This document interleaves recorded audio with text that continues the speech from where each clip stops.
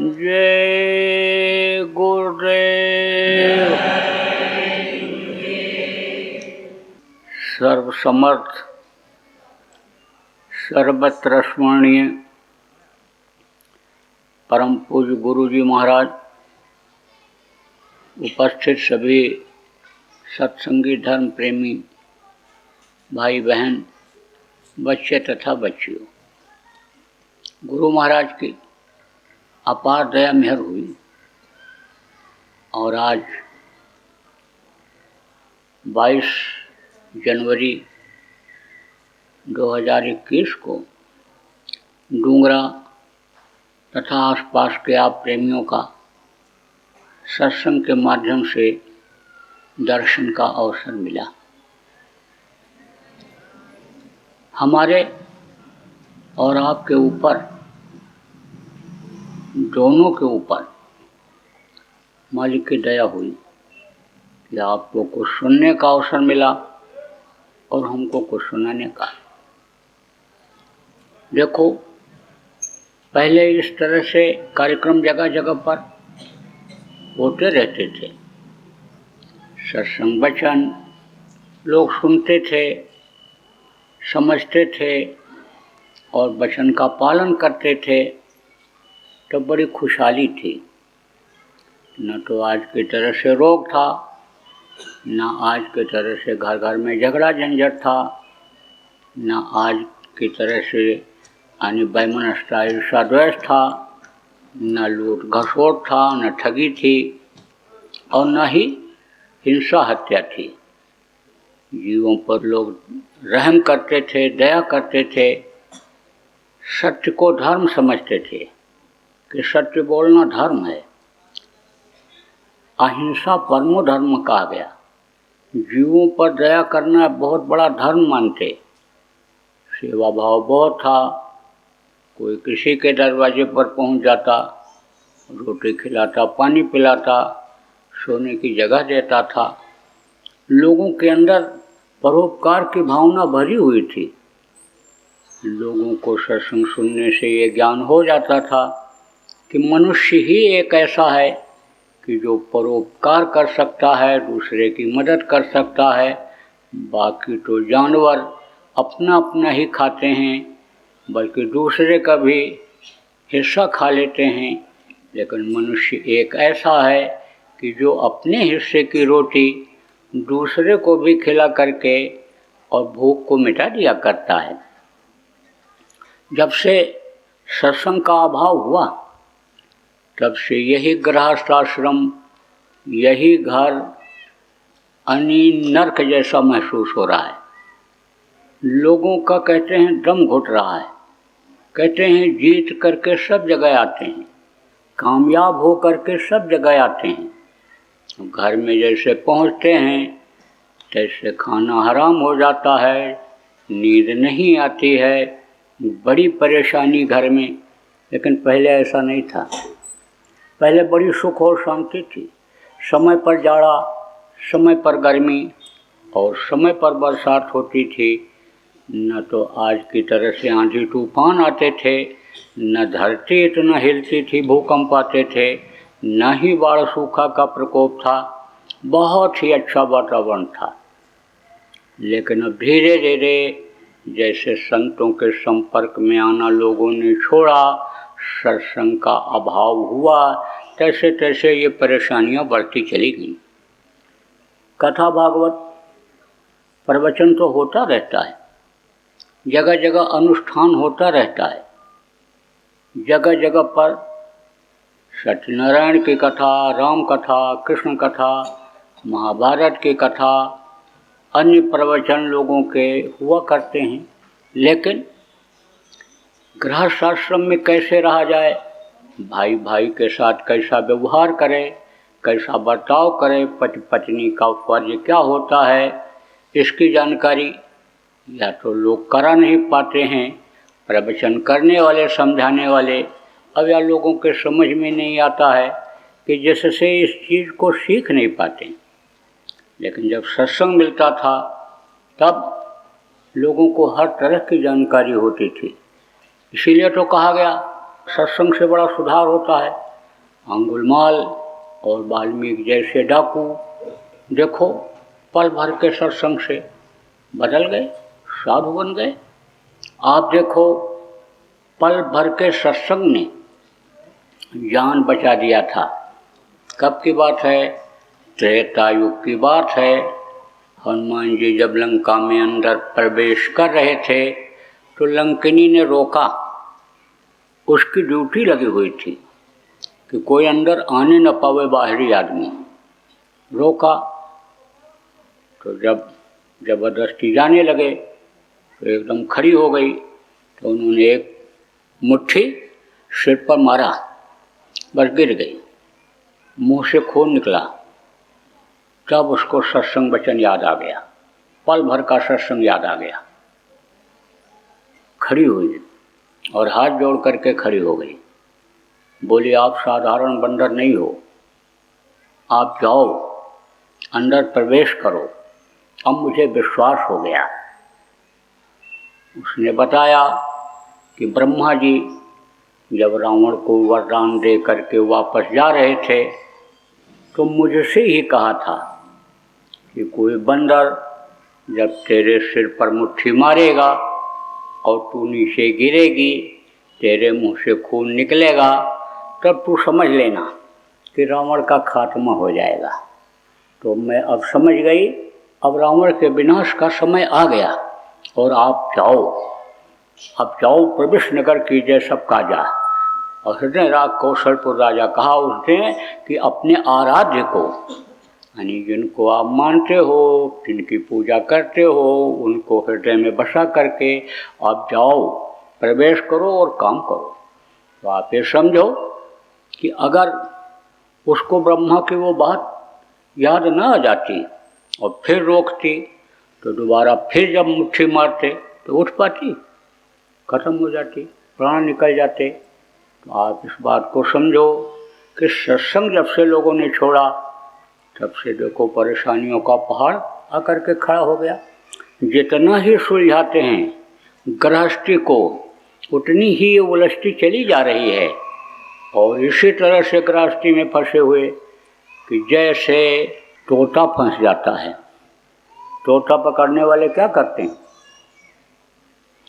पेड़ पर ऐसे घिरी बांध देते हैं, जहाँ फल लगा रहता है।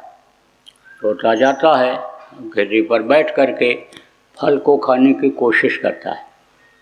तो घिरी पर जैसे पैर रखता है तैसे ही घिरी घूम जाती है, और जैसे घूमने लगे ऐसे ही दोनों पैर से पकड़ लेता है। हाथ को हो या पैर को हो तोते का, ऐसे उसी से पकड़ लेता है, चिपक जाता है उसी में। तो तोता तो समझता है कि घेरे ने हमको पकड़ लिया, लेकिन पकड़े रहता है तोता। आप देखो इस भूल और भ्रम के देश में आदमी सोचता है मैं ही कर रहा हूँ, मेरे करने से ही हो रहा है, मेरे चलाने से ही गृहस्थी चल रही है, मेरे ही आश्रित ये सब लोग हैं। लेकिन आदमी बीमार हो जाता है तो भी गृहस्थी चलती रहती है। आदमी कहीं घर छोड़कर चला जाता है तो भी गृहस्थी चलती रहती है। आदमी दुनिया संसार से चला जाता है तो भी गृहस्थी चलती रहती है।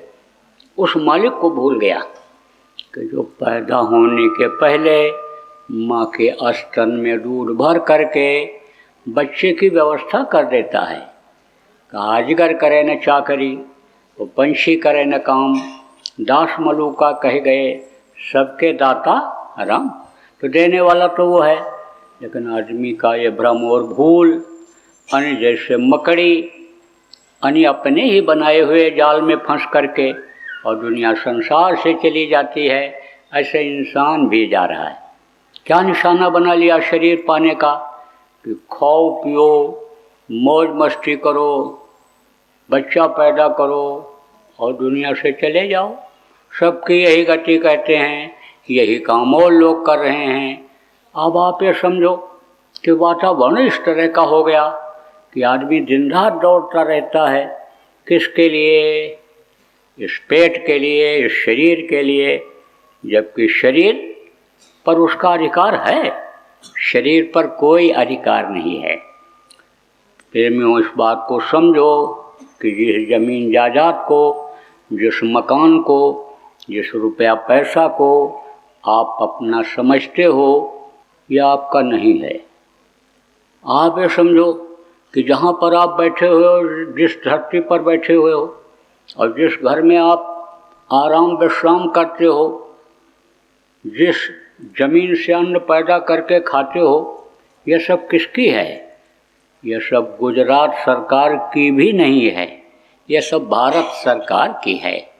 गुजरात सरकार अगर बचाना भी चाहे आपको कि ये हमारे गुजराती हैं, ये हमारे यहाँ पैदा हुए हैं, ये हमारी मदद करते हैं, ये कर देते हैं, टैक्स देते हैं, सरकार चलती है, अगर वो बचाना भी चाहें और भारत सरकार ये नियम बना दे कि तुम्हारी ज़मीन को लिया जा रहा है, नियम तो है कि किसी की ज़मीन जायदाद मकान अगर आप लो तो उसको मुआवजा दो, लेकिन यह भी है कि जब कोई आकस्मिक बात आ जाए, इमरजेंसी जिसको कहते हैं, लग जाए, तो जिसकी भी ज़मीन, जिसका भी मकान चाहो आप ले सकते हो।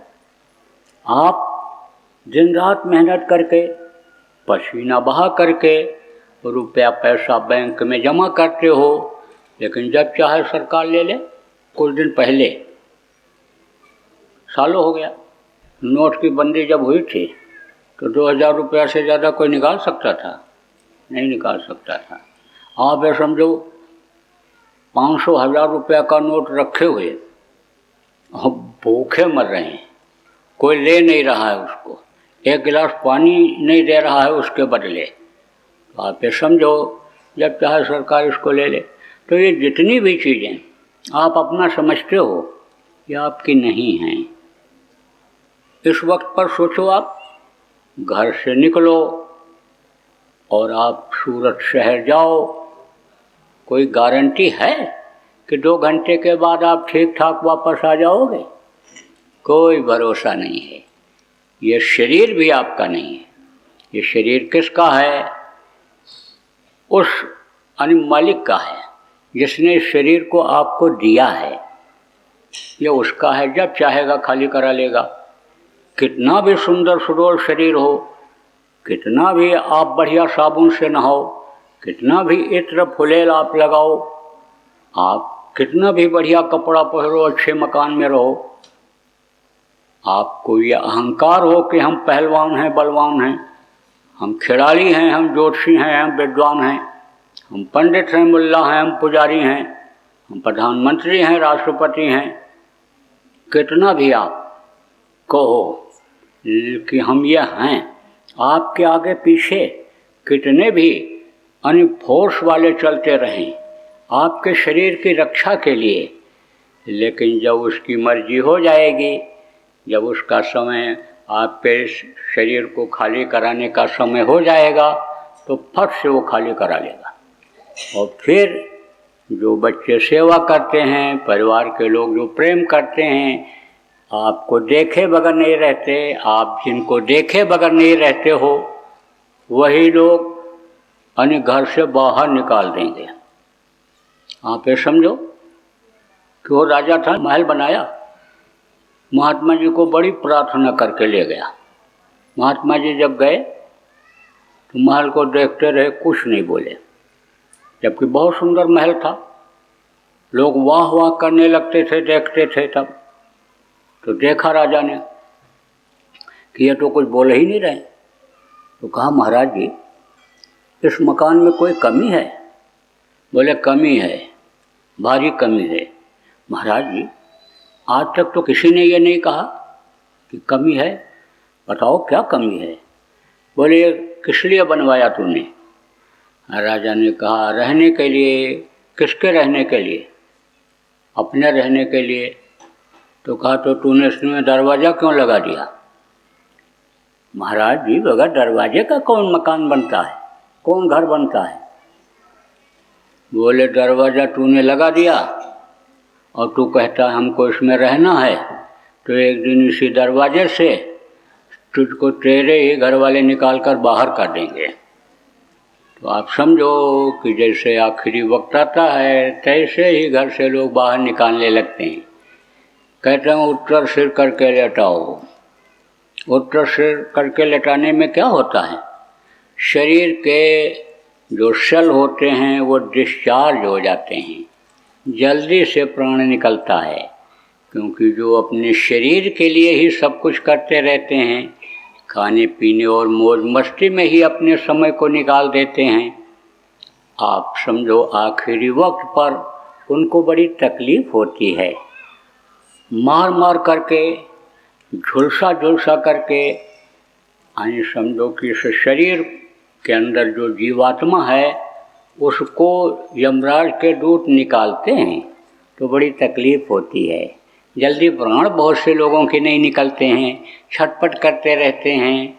तो कहते हैं जब यह शरीर का सिस्टम बिगड़ जाएगा, यानी समझो इसमें कई चीज़ें काम करती हैं, जैसे ये प्राण है, जैसे आपका ये मन चित्त बुद्धि अहंकार है, यह सब चीज़ें बहुत सारे मसाले से इस शरीर की रचना हुई है। जल पृथ्वी अग्नि वायु और आकाश, और ये सब एक दूसरे से जुड़े हुए हैं, एक दूसरे को अंदर में पैदा करते हैं। तो आप ये समझो कि जब सिस्टम इसका बिगड़ेगा, जैसे आप समझो कि किसी का पैर कट गया, ज़्यादा खून निकल गया, अब आगे खून यानी अंदर सप्लाई नहीं हो रहा है, नहीं रह गया, सब नीचे से निकल गया खून, तो ये सब बंद हो जाता है। हृदय की गति बंद हो जाती है, फेफड़ा का काम करना बंद हो जाता है, जितने सिस्टम से ये शरीर बना है सब बंद हो जाता है, प्राण निकल जाते हैं। आप समझो कि जीवात्मा निकल जाती है।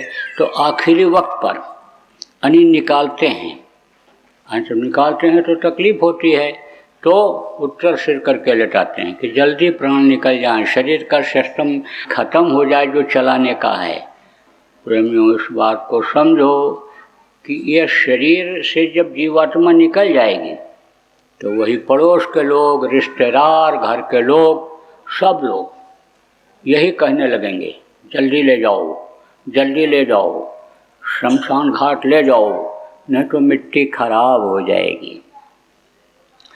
इस हीरा जैसी काया को लोग मिट्टी कहने लगते हैं और ले जा कर के मिट्टी में मिला देते हैं। आप ये समझो कि इसके अंदर जो हवा है वो हवा में मिल जाती है, जो अग्नि है भोजन को पचाती है वो उसमें मिल जाती है। किसमें, ये जैसे ये गर्मी है इसमें मिल जाएगी, और ये जो पृथ्वी तत्व से शरीर बना है पृथ्वी में मिल जाएगा। उस समय तो राख होगा, कुछ दिन के बाद राख भी इसी मिट्टी में मिल जाता है, बिल्कुल मिट्टी जैसा हो जाता है। तो कहा तेरी हीरा जैसी काया तो जल जाएगी मना। तो समझ लो आप कि ये शरीर भी आपका नहीं, और ये घर भी आपका नहीं, और रुपया पैसा ये सारी चीज़ें आपकी नहीं हैं। तो आप किस भूल और भ्रम में पड़े हुए हो? आपको तो सोचना चाहिए कि भाई ये मनुष्य शरीर जो मिला, इसी को देव दुर्लभ शरीर कहा गया, देवता इसके लिए तरसते हैं। तो क्यों तरसते हैं? आखिर विशेषता क्या है मनुष्य शरीर में और देवताओं के शरीर में? देखो आपका शरीर 5 तत्वों से बना है, 9 महीना समय लगा है इसको बनने में। इतना जल्दी कोई बना नहीं सकता 9 महीने से पहले। ये घर मकान 1 साल में बनने वाला हो तो कोई 6 महीने में दिन रात काम लगा करके तो बना सकता है, लेकिन इस शरीर को 3 महीने 4 महीने 6 महीने में कोई भी वैज्ञानिक, कोई भी ज्योतिषी, कोई भी पंडित पल्ला पुजारी बना नहीं सकता है। माँ के पेट में यह मनुष्य शरीर तैयार होता है। सूर्य और चंद्रमा की जो गर्मी और ये जो शीतलता है, यही रज और बीज की उत्पत्ति करती है, और दोनों जब इकट्ठा होते हैं तब शरीर के अंदर जो जन्म, अष्ट, परिणामी, वृद्धि और क्षीण ये शक्तियाँ हैं, ये उसको तैयार करती हैं। अलग अलग काम इन शक्तियों का है। रज और बीज जब इकट्ठा होता है, मिलता है, तो उसके ऊपर पर्दा लगता है, उसके हिस्से अलग होते हैं, और पवन जो है उसको बढ़ा देता है, और फिर अंग बनते हैं, और फिर मृत्यु शक्ति उसको बाहर निकाल देती है। 9 महीना टाइम लगता है। लेकिन माँ का पेट में रहना यह बड़ा कठिन काम है। आप ये समझो कि माँ के पेट की गर्मी में 24 घंटा तपना और वो माँ के पेट के अंदर की जो बदबू है उसको बर्दाश्त करना, ये बड़ा कठिन काम होता है। लेकिन उस समय पर जब प्रभु का दर्शन होता रहता है तब आप ये समझो कि वो चीज़ भूली हुई रहती है। देखो, आप कुछ लोग यहाँ धूप में बैठे हुए हो लेकिन बातों को सुन रहे हो तो धूप नहीं महसूस हो रहा है। और ऐसे ध्यान अगर इधर से हटा दो, ये सोचने लग जाओ कि गर्मी है तो गर्मी महसूस होने लगती है। आप समझो कि गर्मी है और अगर आप महसूस करो तो आपको महसूस होगी, लेकिन ध्यान आपका इधर है कि कौन सी बात निकल जाए मुँह से और हम ना सुन पाएँ, तो ये सारी चीज़ें बर्दाश्त होती रहती। तो प्रभु के दर्शन में उसको आनंद आता है। वो जब आवाज़ को सुनता है बच्चा तो उसको मस्ती आती है, आनंद आता है। लेकिन जब वो रील बंद हो जाती है, उधर से ध्यान हट जाता है, तब फिर उसको तकलीफ यानी वही महसूस होने लगती है। पिछले जन्म में कहाँ थे? कीड़ा थे, मकोड़ा थे, सांप थे, गोजर बिच्छू थे, कौन से योनि में थे, ये सब दिखाई पड़ता है। तो जब देखा कि सांप बन गए थे किसी योनि में, मार दिया गया, सिर कुचल दिया गया, बिच्छू थे मार दिया गया, मक्खी थे छिपकली ने खा लिया, यह सारी चीज़ों को जब देखता है बच्चा माँ के पेट में, तब फिर प्रभु की तरफ ध्यान देता है। कहता है जल्दी करो, अब बर्दाश्त से बाहर है, शरीर को तैयार करो। माँ के पेट में यह भी मालूम रहता है कि जब समर्थ गुरु मिलेंगे तब इस देव दुर्लभ शरीर को समझ में आएगा। जब वो रास्ता बताएंगे तभी हम प्रभु तक पहुँच सकते हैं। माँ के पेट में यह मालूम रहता है कि मनुष्य शरीर के अंदर ही ऐसा रास्ता है। कहता जल्दी करो, तैयार करो। तो 9 महीना के बाद जब बाहर निकलता है तो रोता है। क्यों रोता है? किसी को नहीं मालूम क्यों रोता है। बहुत से लोग तो डॉक्टर के यहाँ लेकर चले जाते हैं। अब डॉक्टर को क्या पता, वो तो इंजेक्शन लगा देता है, चुप हो जाता है। क्यों? क्योंकि नींद आ जाती है, आप ये समझो बेहोशी आ जाती है, तो रोना बंद कर देता है। सिस्टम शरीर का थोड़े समय के लिए रुक जाता है, जैसे सोते समय रुक जाता, हरकत नहीं होती है, ऐसे बेहोशी में भी हो जाता है। तो लोग कहते हैं कि लड़का की तकलीफ़ दूर हो गई। रोता क्यों है? प्रभु का दर्शन होना बंद हो जाता है, क्योंकि ये देश काल और माया का है। माया किसको कहते हैं? औरतों को माया कहते हैं। और काल किसको कहते हैं? जिन्होंने सृष्टि की रचना किया है, मनुष्य शरीर को बनाया है, यानी समझो मसाला ला करके सत्पुरुष से मांग करके, और इसको जिन्होंने तैयार कराया है, आप समझो जिन्होंने देवी और देवताओं को बनाया है, ब्रह्मा विष्णु महेश को बनाया है, 33 करोड़ दुर्गा, 10 करोड़ शंभु, जिन्होंने वैराट के साथ शुरू में उत्पन्न किया था, जिन्होंने कर्मों का विधान बनाया है अच्छा और बुरा का, वो हैं काल भगवान। तो आप ये समझो ये उनका देश है। और ये सारी चीज़ें जितनी भी हैं इस मृत्युलोक की उनके अधीन हैं। आप समझो कि शिवलोक, ब्रह्मालोक, विष्णुलोक और आद्यालोक ये सब उनके अधीन हैं।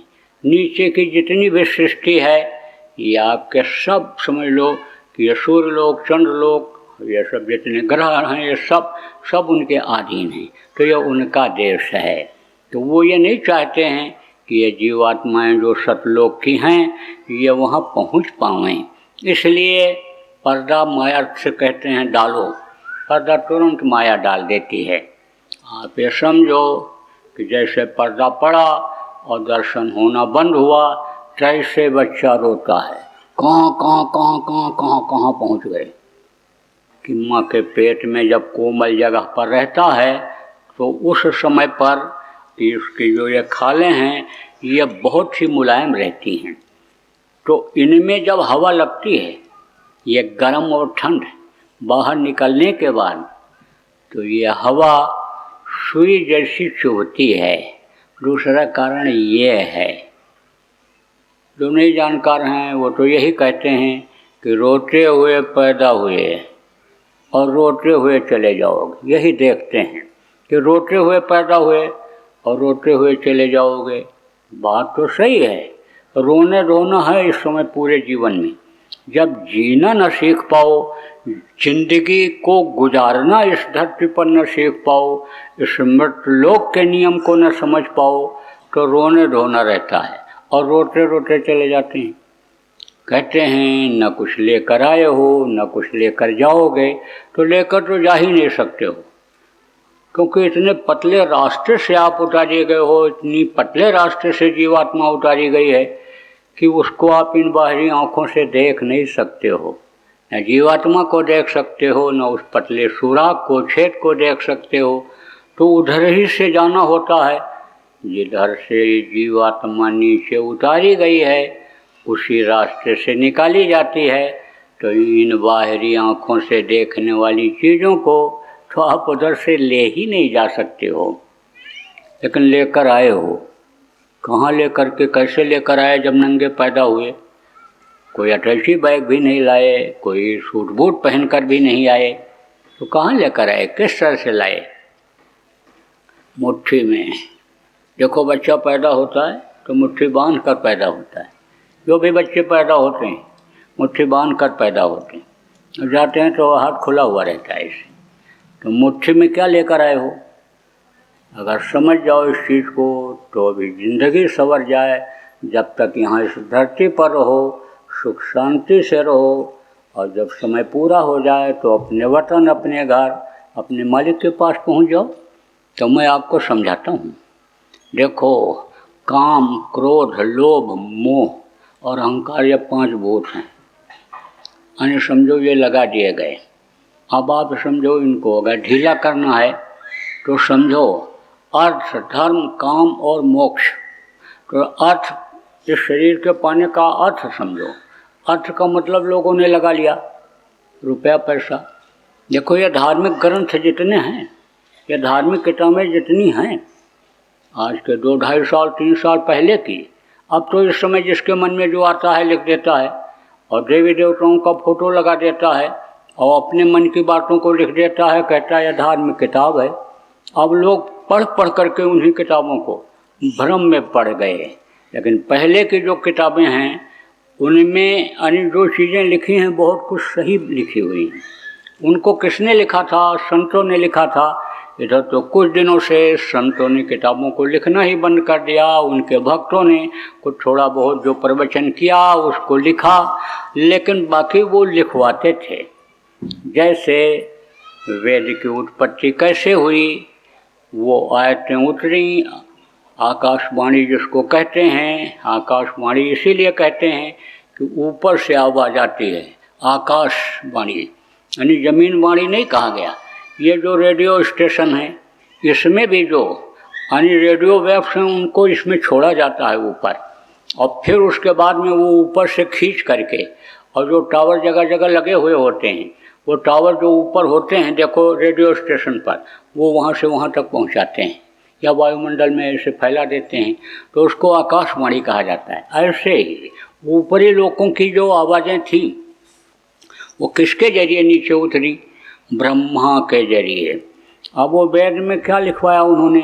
नियम और कानून, मनुष्य के जीने का, खाने का, रहने का, और ये जो काल की व्यवस्था थी वो जैसे इस समय हर देश का संविधान है, यानी उसी तरह से यानी नियम कानून जो संविधान के अंतर्गत देश में, प्रांत में बना हुआ है, इसी तरह से पूरे धरती के लोगों के लिए वेद की उत्पत्ति हुई, ब्रह्मा के मुंह से निकला।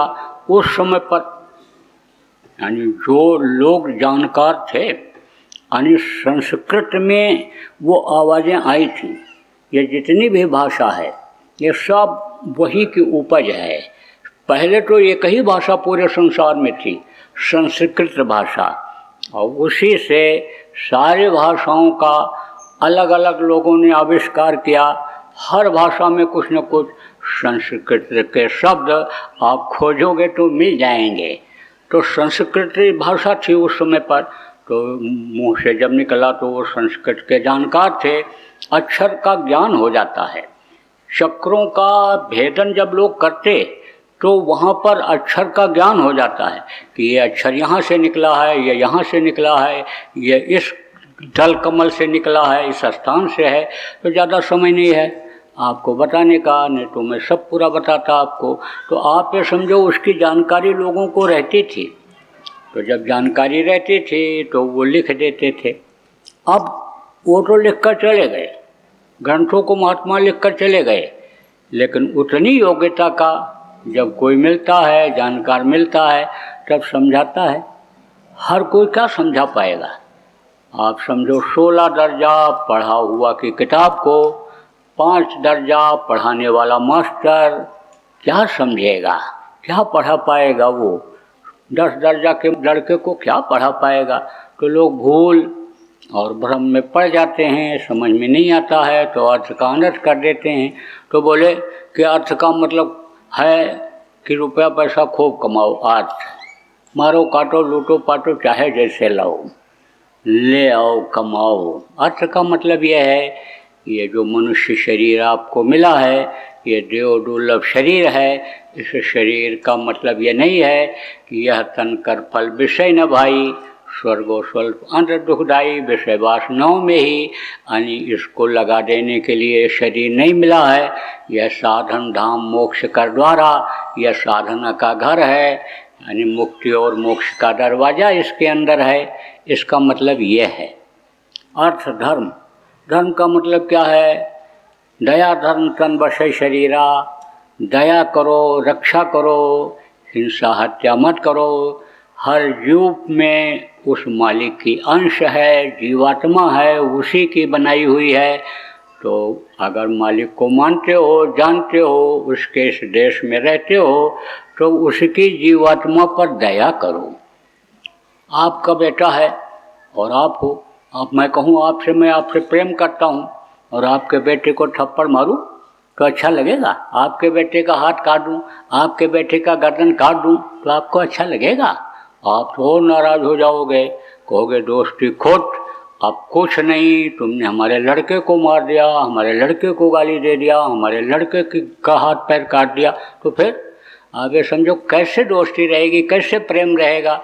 तो उस मालिक से तो प्रेम करते हैं, लेकिन उसके बनाए हुए जीवों की हिंसा हत्या कर देते हैं। तो अब आप ये समझो कि दया करो, दया धर्म है, बहुत बड़ा धर्म है। तो जीवों पर दया करो और अपने इस जीवात्मा पर दया करो जो इन्हीं दोनों आँखों के बीच में बैठी हुई है, वही शरीर को चलाती है चक्रों के द्वारा। तो आप ये समझो उस पर दया करो। अशिला काम यह है, अर्थ धर्म काम, अशिला काम यह है कि इस शरीर के रहते रहते इस जीवात्मा को मुक्ति और मोक्ष दिला दो। शमशान घाट पर जाओ तो कहीं कहीं लिखा रहता है मुक्ति धाम मोक्ष धाम। अब कोई मुर्दा लेकर के जाए, चाहे 2 दिन लग जाए जलाने में, वापस लाता है? कोई नहीं लाता, सब जला के ही आते हैं। ऐसे ही ऐसी जगह इसको पहुंचा दो जीवात्मा को जहाँ से ये नीचे वापस ना आवे। तो ये जब वहाँ पहुँचेगी जहाँ से ये उतारी गई है, सतलोक जिसको कहा गया, जब ये वहाँ पहुँचेगी तब ये नीचे नहीं आएगी। फिर इस दुख के संसार में दुख झेलने के लिए नहीं आएगी, क्योंकि यह संसार दुखों का हो गया। आप ये समझो यहाँ कोई सुखी है? घर घर में बीमारी, घर घर में लड़ाई झगड़ा। इतने आदमी बैठे हो, अभी कह दिया जाए कि कोई ऐसे वीर हो कि जो हाथ उठा करके चैलेंज के साथ कहो कि हमारे घर में 1 साल में किसी दिन झगड़ा नहीं हुआ, कभी झगड़ा नहीं हुआ, तो उठा नहीं सकते हो। सच अगर कहा जाए तो कह दिया जाए कि 1 साल के अंदर आपके घर में कोई बीमार न पड़ा हो तो हाथ उठाओ, तो नहीं उठाओगे। अब कुछ घर तो ऐसे हैं जिनमें बीमारी बनी ही रहती है, कुछ घर तो ऐसे हैं जिनमें रोज़ झगड़ा होता है। यह न बताऊँ तो मैं बता दूंगा। 10, 20, 50 को बता दूंगा, और गलत निकल जाए तो कहना।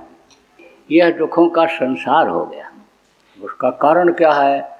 दुखों के संसार का कारण क्या है? कारण यही है कि खान पान, चाल चलन लोगों का बिगड़ गया, विचार भावनाएं लोगों की गंदी हो गई।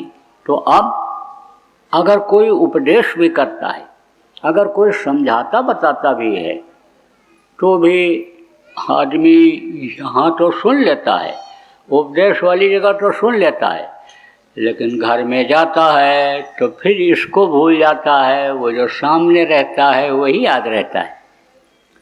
आपको मैं पक्का धार्मिक मानता हूँ, क्योंकि इस कलयुग में धर्म कर्म के संदेश को सुनने के लिए आप आए हो। तो हमको तो ये विश्वास है कि इक्का दुक्का छोड़ करके जो इस लिहाज से आए होगे कि बाबा क्या बताते हैं, क्या सिखाते हैं, इतने लोग क्यों सुनते हैं इनकी बातों को, इस हिसाब से आए होगे। किसी को नहीं मानते होगे, जिनको नास्तिक कहते हैं, एक आध इसमें छोड़ करके, 2-4 छोड़ करके बाकी सब लोग यही कहोगे कि हाँ भगवान से हमको मिलवा दीजिए। पूछा जाए कि भगवान को चाहते हो, भगवान को देखना चाहते हो, भगवान से मिलना चाहते हो, भगवान की बनाई चीज़ों को आसानी से पाना चाहते हो, जिसने दुनिया बनाया उसको तुम पाना चाहते हो दुनिया की चीज़ों को पाने के लिए, तो सब हाथ उठा दोगे। लेकिन कहा जाए कि भगवान तो तुमको मिलेंगे, तुम्हारे साथ 24 घंटा रहेंगे, लेकिन खाने को नहीं मिलेगा, तब कहोगे नहीं। भगवान से कहो मेरा पहले पेट भरें, तब हमको भगवान भी अच्छे लगेंगे। कह दिया जाए कि चारपाई पर से तुम उठ बैठ नहीं सकते हो, एकदम अपंग पड़े रहोगे, उठ बैठ नहीं सकते हो, लेकिन भगवान पंखा झलते रहेंगे, तुम्हारी सेवा करते रहेंगे, तब कहोगे नहीं ऐसा न करो।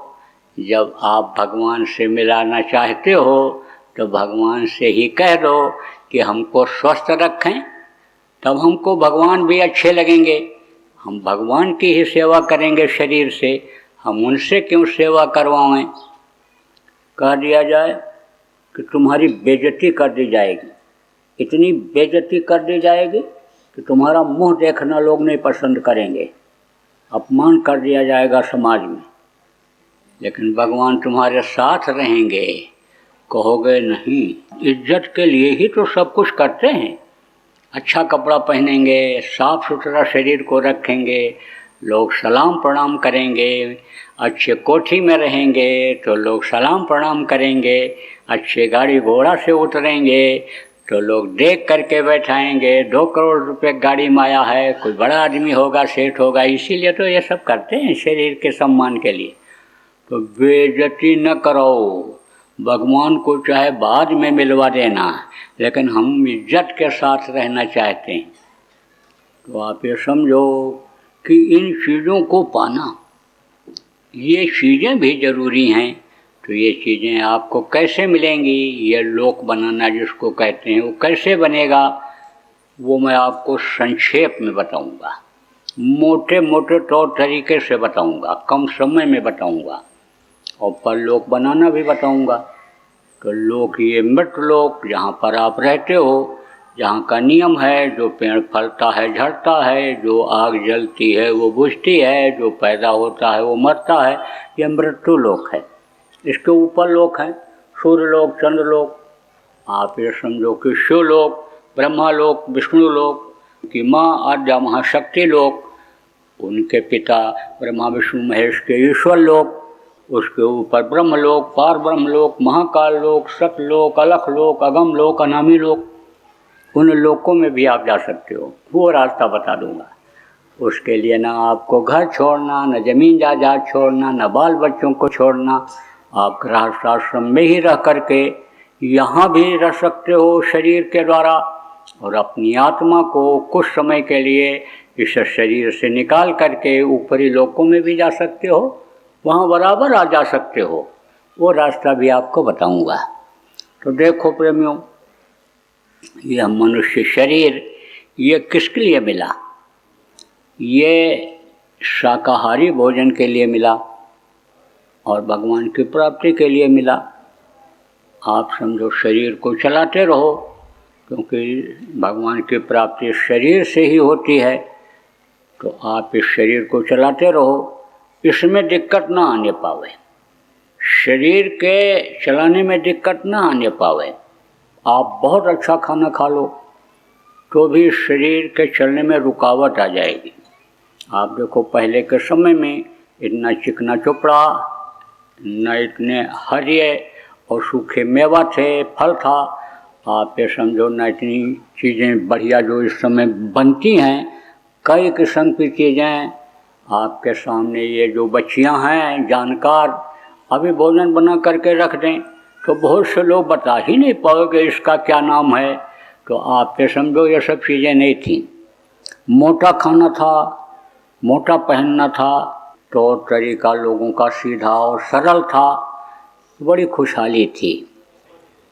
जितना ही सूखा खाना खाया जाए उतने ही शरीर के चलते रहने की संभावना बनी रहती है, और जितना चिकनाहट उसमें डालोगे उतनी ही परेशानी आने की उम्मीद बढ़ जाती है।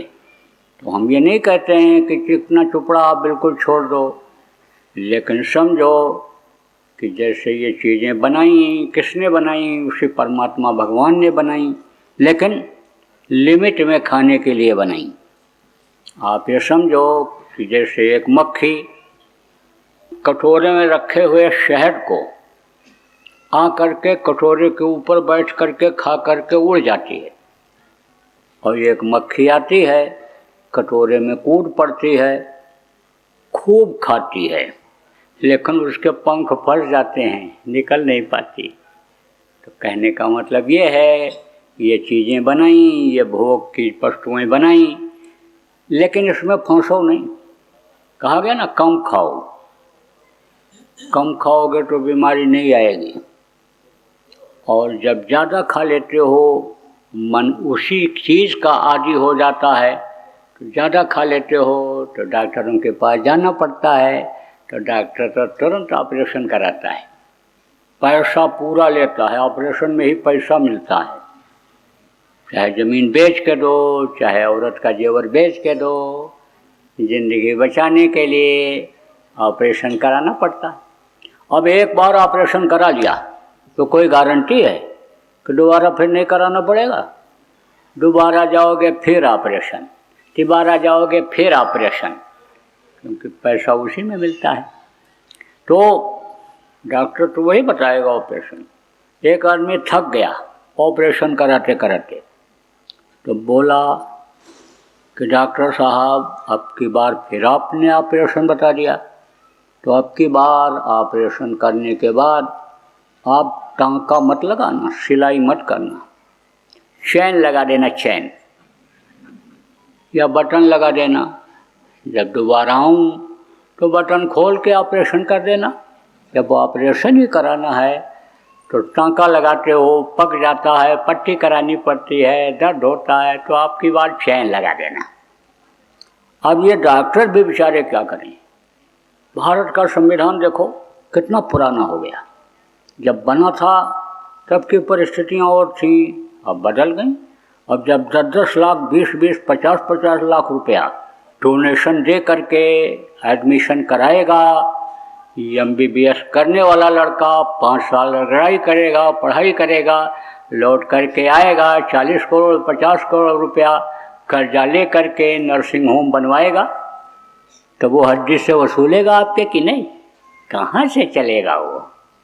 तो भाई आपको किसी की आलोचना बुराई करनी ही नहीं है, आप कहो ही नहीं किसी से कुछ।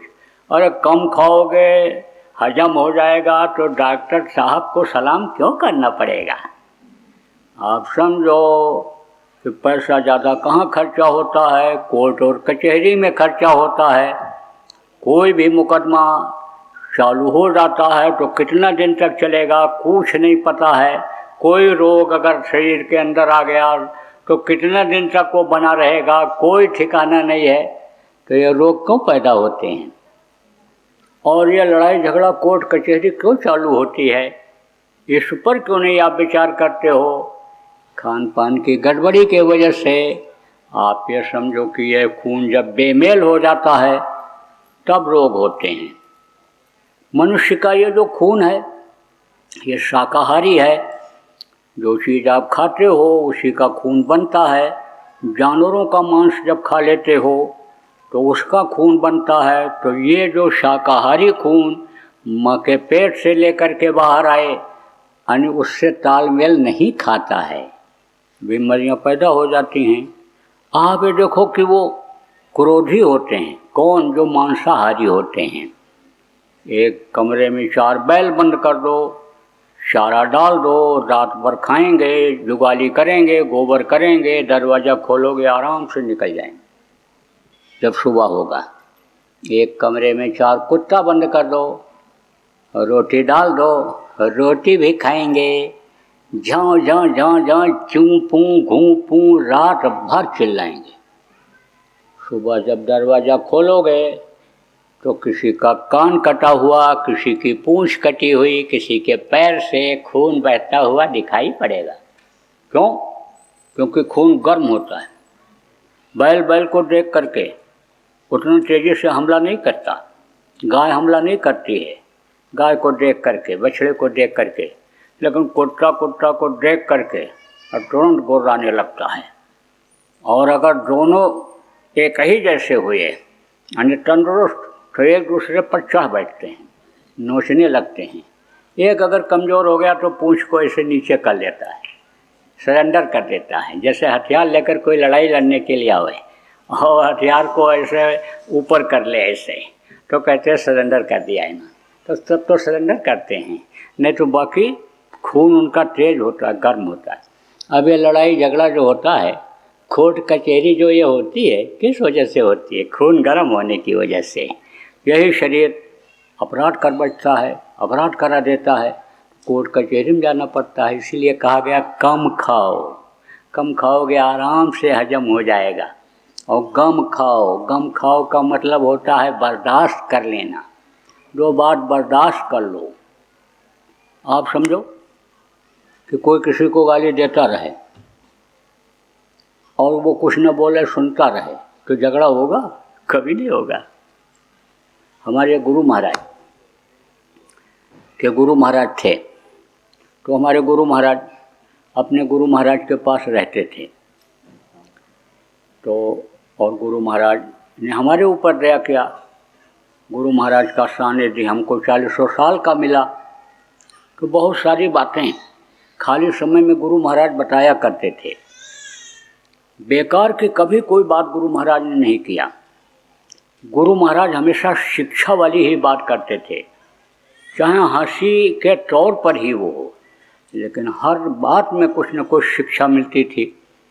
कभी कभी तो कोई बात ऐसी भी जो पूछने लायक नहीं, मर्यादा के खिलाफ, कि गुरु के सामने कैसे ये बात पूछी जाए। यानी जैसे बाप से बेटा हर चीज़ को नहीं पूछता है, बेटी अपनी माँ से हर चीज़ को नहीं पूछती है, ऐसे ही गुरु महाराज समझ जाते थे और किस्सा कहानी सुना करके और समझा देते थे। तब कहते समझ में आया? हाँ, समझ में आ गया।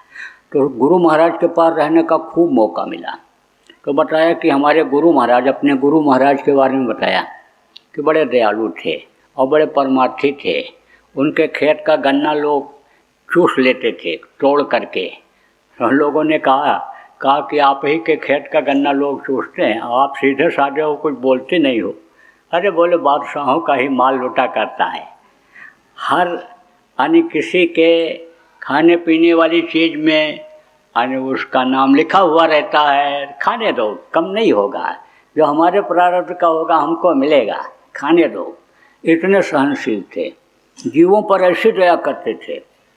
आप देखो कि संत किस तरह से दया करते हैं। कहा वृक्ष कबो न फल भके और नदी न संचय नीर, और परमार्थ के कारणे संतन धरा शरीर। जैसे कहा गया कि पेड़ अपना फल स्वयं नहीं खाता है, नदी अपना पानी स्वयं नहीं पीती है, दूसरों को पिलाती है। पेड़ अपना फल दूसरों को खिलाता है, इतना उदार होता है कि इतते वे पाहन हनत, उतते वे फल देत। इधर से बच्चे क्या करते हैं, पत्थर मारते हैं पेड़ को, तो उसके बदले वो क्या देता है, मीठा फल। फल में लगता है पत्थर, नीचे गिर जाता है। ऐसे ही महात्मा को लोग गाली देते रहते हैं, विरोध करते रहते हैं, और महात्मा तो भी सबका भला करते हैं। तो गुरु महाराज यानी समझो बड़े दयालु थे, संत थे, पूरे संत थे। तो कैसे दया करते थे जीवों पर। तालाब के किनारे चले गए, नदियों के किनारे चले गए, पानी को ऐसे लिया, ऐसा मुँह में करके और उसी में कुल्ला कर देते थे। घंटों कुल्ला करते रहते। लोग देखते तो कहते घंटों कुल्ला करते रहते हैं, मुँह नहीं साफ होता, इनका क्या मतलब। तो एक दिन पूछा एक आदमी ने, कहा कि आप इतना कुल्ला क्यों करते हो, घंटों बैठ करके क्यों करते हो। तो सत्संग भी सुनाते थे वो। तो बोले कि वो सत्संग प्रेमी ही था। कहा अच्छा बता देंगे। तो उस दिन सत्संग में यही बात सब बताया कि सत्संग में बताया, कहा कि संत जो होते हैं वो कोई अलग से नहीं होते हैं, धरती फाड़ कर आसमान तोड़ कर नहीं निकलते हैं, तोड़ कर नहीं आते हैं नीचे, माँ के पेट से ही पैदा होते हैं। लेकिन वो अपनी आत्मा को जगा लेते हैं, और जब उस मालिक तक आत्मा पहुँच जाती है तो मालिक के सारे गुण उसमें आ जाते हैं। अब आत्मा कहाँ रहती है, इसी पंच भौतिक शरीर में रहती है, हड्डी मांस के इसी शरीर में रहती है। तो इसमें भी उसकी ताकत आ जाती है। जैसे बर्फ़ के ऊपर हाथ रख दो तो बर्फ़ ठंडा हो जाएगा। अब आप समझो कि उसके ऊपर कपड़ा रख दो, हाथ के ऊपर, ठंडे हाथ के ऊपर उस पर रखोगे तो कपड़ा भी ठंडा हो जाता है। ऐसे ही जिसमें रहती है उसमें भी उसके गुण आ जाते हैं। तो बताया सुनाया सत्संग में, कहा कि जो मक्खी और मच्छर उनके शरीर से छू जाते हैं और उन पर दया हो जाती है, उनको भी मनुष्य शरीर मिल जाता है।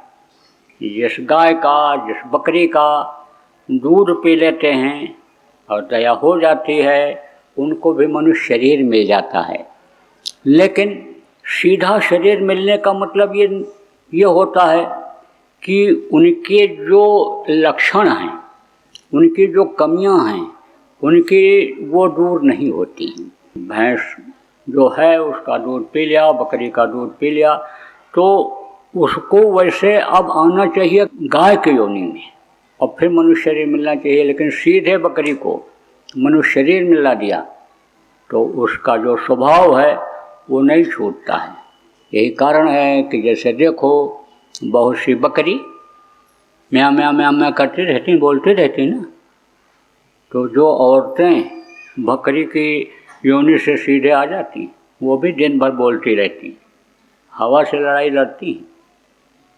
और चाहे बहू हो और चाहे सास हो, कुछ कुछ इसीलिए तो होता है, लड़ाई झगड़ा इसीलिए होता है घर में।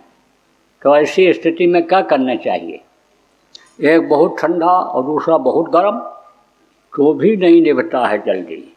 थोड़ा बहुत अंतर हो तो चल जाए, लेकिन एक बहुत गर्म हो, एक बहुत ठंडा हो, तो ऐसी स्थिति में बच्चियों क्या करना चाहिए, ये भी बता देता हूँ आपको तरीका।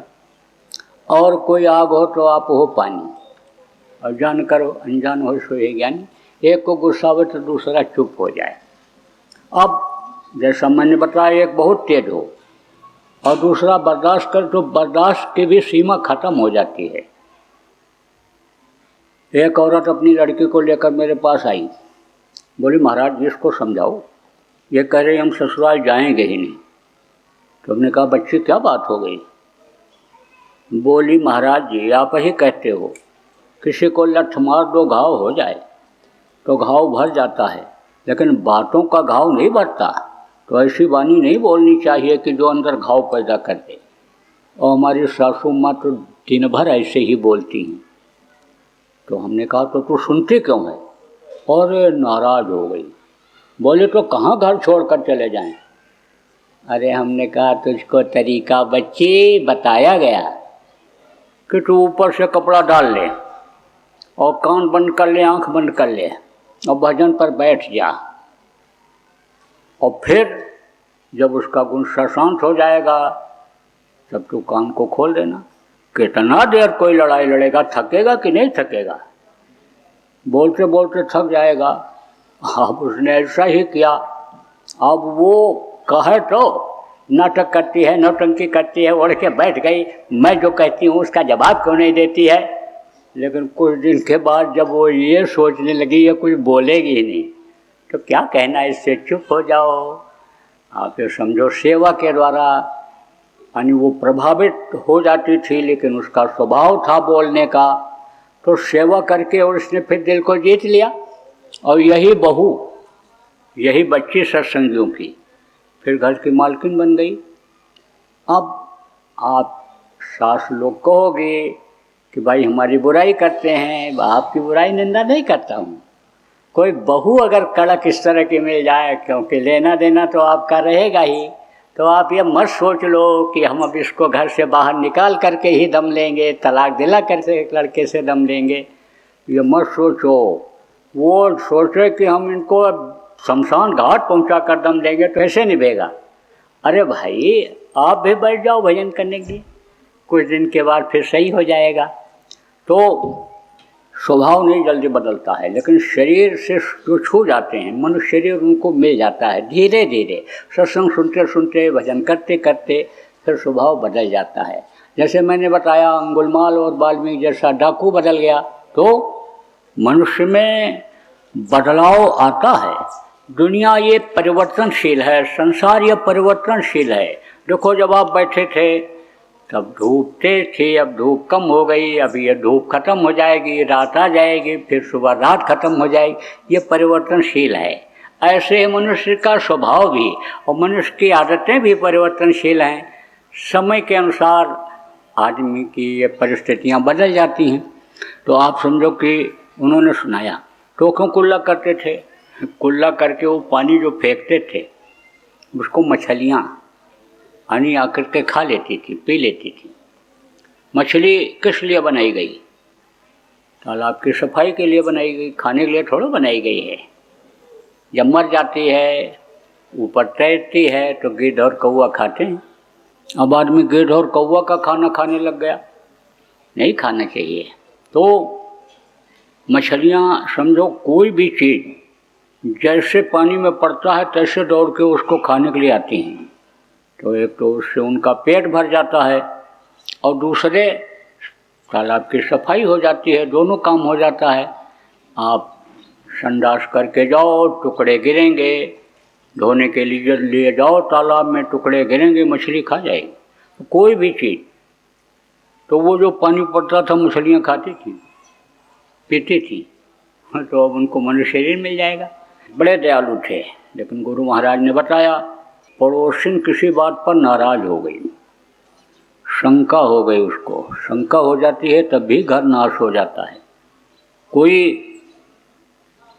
यानी समझो औरत अपना भाई मान करके ही किसी से बात कर रही है, पति ने धीरे से देख लिया तो बोलेगा तो कुछ नहीं, लेकिन हर बात में कमी निकालता है।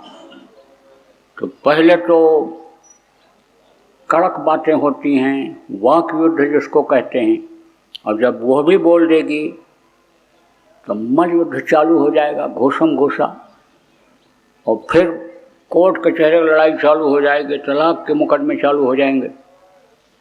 शंका ही तो हो गई। शंका नहीं करना चाहिए, समाधान करना चाहिए। मान लो किसी का पति है किसी लड़की से बहन मान करके ही बात कर रहा है, औरत ने धीरे से देख लिया तो बोलेगी तो कुछ नहीं, लेकिन 4-6 बर्तन गुस्से में पिचका डालेगी पटक के, नहीं कुछ होगा, अपना ही बाल नोट डालेगी गुस्से में। लड़के का ही कान गर्म करेगी दिन में 4 बार गुस्से में। तो शंका नहीं करनी चाहिए, समाधान कर लेना चाहिए। लेकिन औरत को, पड़ोसी को गुस्सा आ गया, औरत को तो उल्टा सीधा कहते हुए, गाली गलौज करते हुए गुरु महाराज के दरवाजे पर आ गई। अब सब लोग चल पड़े, बोले गुरु अगर बोलेंगे नहीं तो चला इसको छोड़ेंगे भी नहीं, तो चलो देखा जाए, कुछ तो तमाशा देखने के लिए चल पड़े, कुछ बीच बिचाव करने के लिए चल पड़े। अब वो निकले कोठरी से अपने दादा गुरु, कुछ नहीं बोले, उसको ऐसे देखते रहे। जब कह के थक गई वो, तब दादा गुरु अपना कुर्ता उतारे, गृहस्थ थे, उनके बच्चे भी थे, कुर्ता उतारे और उसके जेब में हाथ डाला, ऐसे पलट के देखा और फिर कुर्ते को ऐसे झाड़ा। लोगों ने कहा क्या हुआ गुरुजी? अरे बोले मैं देख रहा था कि इसकी गाली लगी कहाँ है, रखी कौन से जेब में है। सब हंस पड़े, वो भी औरत भी हंस पड़ी। सब लोगों ने कहा चलो चलो चलो अब हो गया। तो बर्दाश्त में बहुत बड़ी शक्ति होती है। देखो अभी जब इधर धूप तेज होगी तो बड़ी बड़ी जितनी भी घास हैं ये सब जल करके राख हो जाएंगी, लेकिन ये जो दूब घास है हमेशा हरी रहती है, क्योंकि ये छोटी है। बड़ा भया तो क्या भया, जैसे पेड़ खजूर, पंछी को छाया नहीं, फल लागे अति दूर। तो ऐसे बड़प्पन से क्या फ़ायदा है। छोटे बन जाओ, सब प्यार करने लगेंगे। कोई कितना भी अकड़ करके चले और उसके पैर पर गिर जाओ तो झुक के उठाएगा, उसको भी झुकना पड़ेगा। आपके झुकने से वो भी झुक जाएगा, कितना भी अकड़ करके चलने वाला हो। एक बुढ़े के पास लोग बैठे थे। बुढ़े ने कहा हम किसी को नहीं डरते हैं।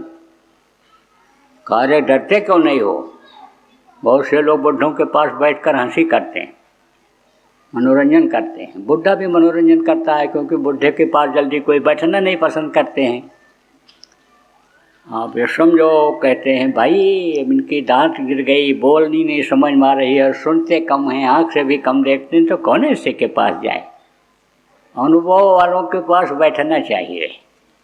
कोई MBBS MS करके लड़की आवे डॉक्टर बन करके, दूसरे के पेट से बच्चे को ऑपरेशन करके तो निकाल देगी, लेकिन उसके पेट में बच्चा आएगा तब नहीं निकाल सकती। लेकिन वो जो अनपढ़ सास है वो बढ़िया से हाथ फेर करके और बच्चा पैदा करा देगी। इतना जीवन का अनुभव है। बुढ़ों के पास बहुत अनुभव होता, बैठना चाहिए, लेकिन बैठते नहीं हैं लोग, तो छेड़छाड़ करते हैं उनको, और वो भी हंसता है, बात करता है, टाइम पास हो जाए। तो बैठे थे तो कहे हम नहीं डरते किसी से। कहे काका नहीं डरते हो तुम?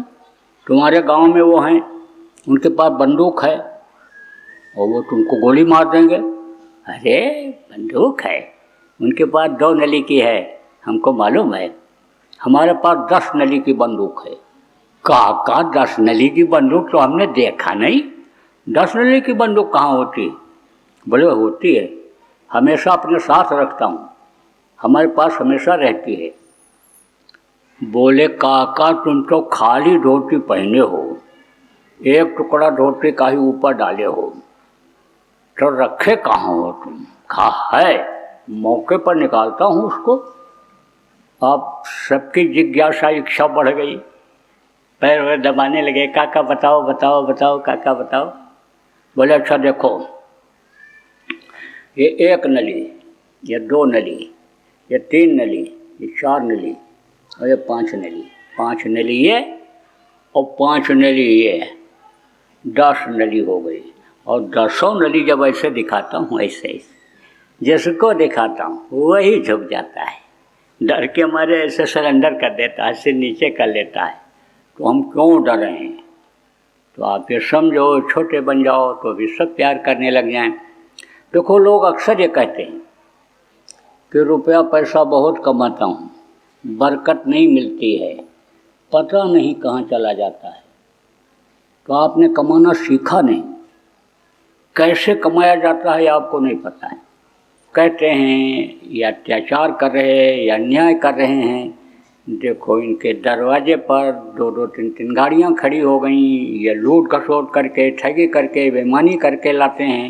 इनकी कोठी बन गई तो हम भी यही करें, उसकी नकल ज़्यादा करते हैं। लेकिन आप ये समझो कि ये जो लक्ष्मी होती हैं ये बाढ़ के पानी की तरह से होती हैं। जैसे बाढ़ का पानी एकदम से धीरे धीरे आता है और जब जाता है तो एकदम से चला जाता है। तो कहते हैं ना, जब देता है वो मालिक तो छप्पड़ फाड़ कर देता है, लेकिन जब लेता है तो झाड़ू से बहार करके ले लेता है, कुछ नहीं बचता है। कैसे? छप्पर फाड़ कर कैसे देता है? देखो, जो चोरी करने जाते हैं, जुआ खेलने जाते हैं, वो भी भगवान को याद करके जाते हैं। तो अब आप ये समझो कि जीत करके लाते हैं, यानी समझो एक ही गाँव में लाख करोड़ रुपया लेकर चले आते हैं, लेकिन पूछो उनसे कि तुमने कितना जीता, पूरे ज़िंदगी में कहेंगे अरबों रुपया जीता, और है तेरे पास कितना? कुछ नहीं है। तो कहाँ चला गया? अरे सब चला गया। या पूछो जुआ क्यों खेलते हो, तुम तो इतना जीत करके लाए हो, कहता रुपया रहता तो जुआ क्यों खेलते हैं। चोरी करने वाले से पूछो कितना चोरी किया, वो भी यही बताएगा, है कितना? कुछ नहीं। लेकिन मेहनत और ईमानदारी की कमाई करने वाला के पास हमेशा रहता है। पहले के समय में आप देखो, पैर में जूतियाँ भले न रहती रही हों गरीब घर की औरतों के, लेकिन एक एक पाव सोना, 2-2 किलो चांदी रहा करता था। और अब सोना चांदी की बात तो छोड़ो, कांसा पीतल फूल का बर्तन भी घर में नहीं मिलेगा, सब निकल गया। क्या आ गया? ये खिलौना, ये टीवी, ये चीज़, वो चीज़ जो खराब हो जाए तो तौल के भाव में, कबाड़े में, स्क्रैप में भी न बिके, वो चीज़ें आ गई। तो आप ये समझो कि जैसे लक्ष्मी आती हैं वैसे वो चली जाती हैं। आप ये समझो, सोहनलाल दुग्गल था, सीकर जिला का दानी, राजस्थान में सीकर जिला है। उसके बाद रहता नहीं था, लेकिन दान देने के टाइम पर आ जाता था। तो जब वो दान देने लगता था तब सिर को नीचे किया रहता इसे, और उठा उठा करके ऐसे देता जाता था इसे। तो एक आदमी ने कहा कि ये देनी तुमने कहाँ से सीखी, कि जैसे जैसे हाथ उठा करके तुम देते हो वैसे वैसे तुम्हारा सिर नीचा होता जाता है, तो ये देनी तुमने कहाँ से सीखी। तब उसने कहा कि देनहार कोई और है, देत रहत दिन रैन, और लोग भरम मुझ पर करत, तासो नीचो नैन।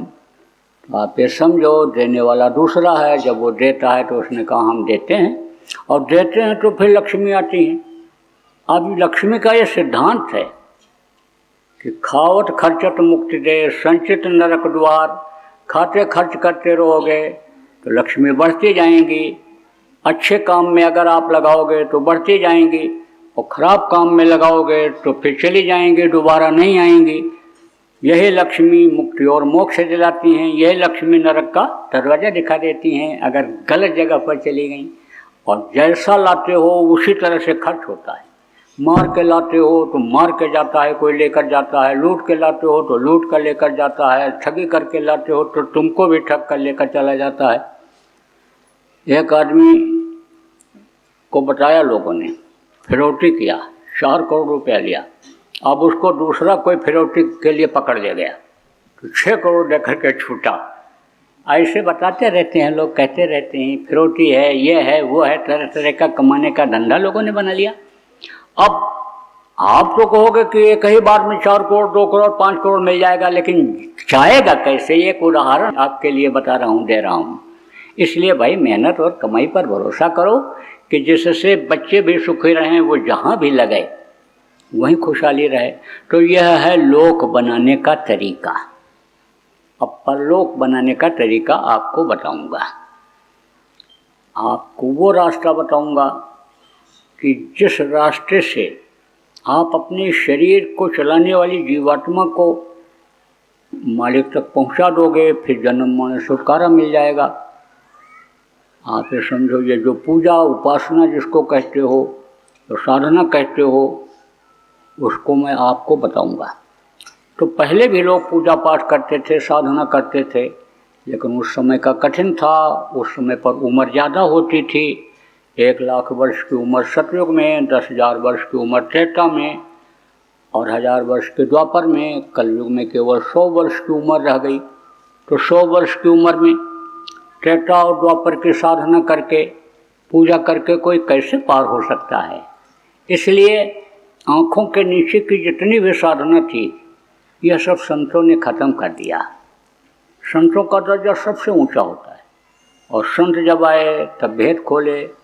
मानुष जन्म कहा गया ना, मानुष जन्म बड़ा अनमोल, संत मिले तब दिया भेद खोल, तब इसका भेद खोला। संत जब आए तो उन्होंने नीचे की साधना सब खत्म कर दिया।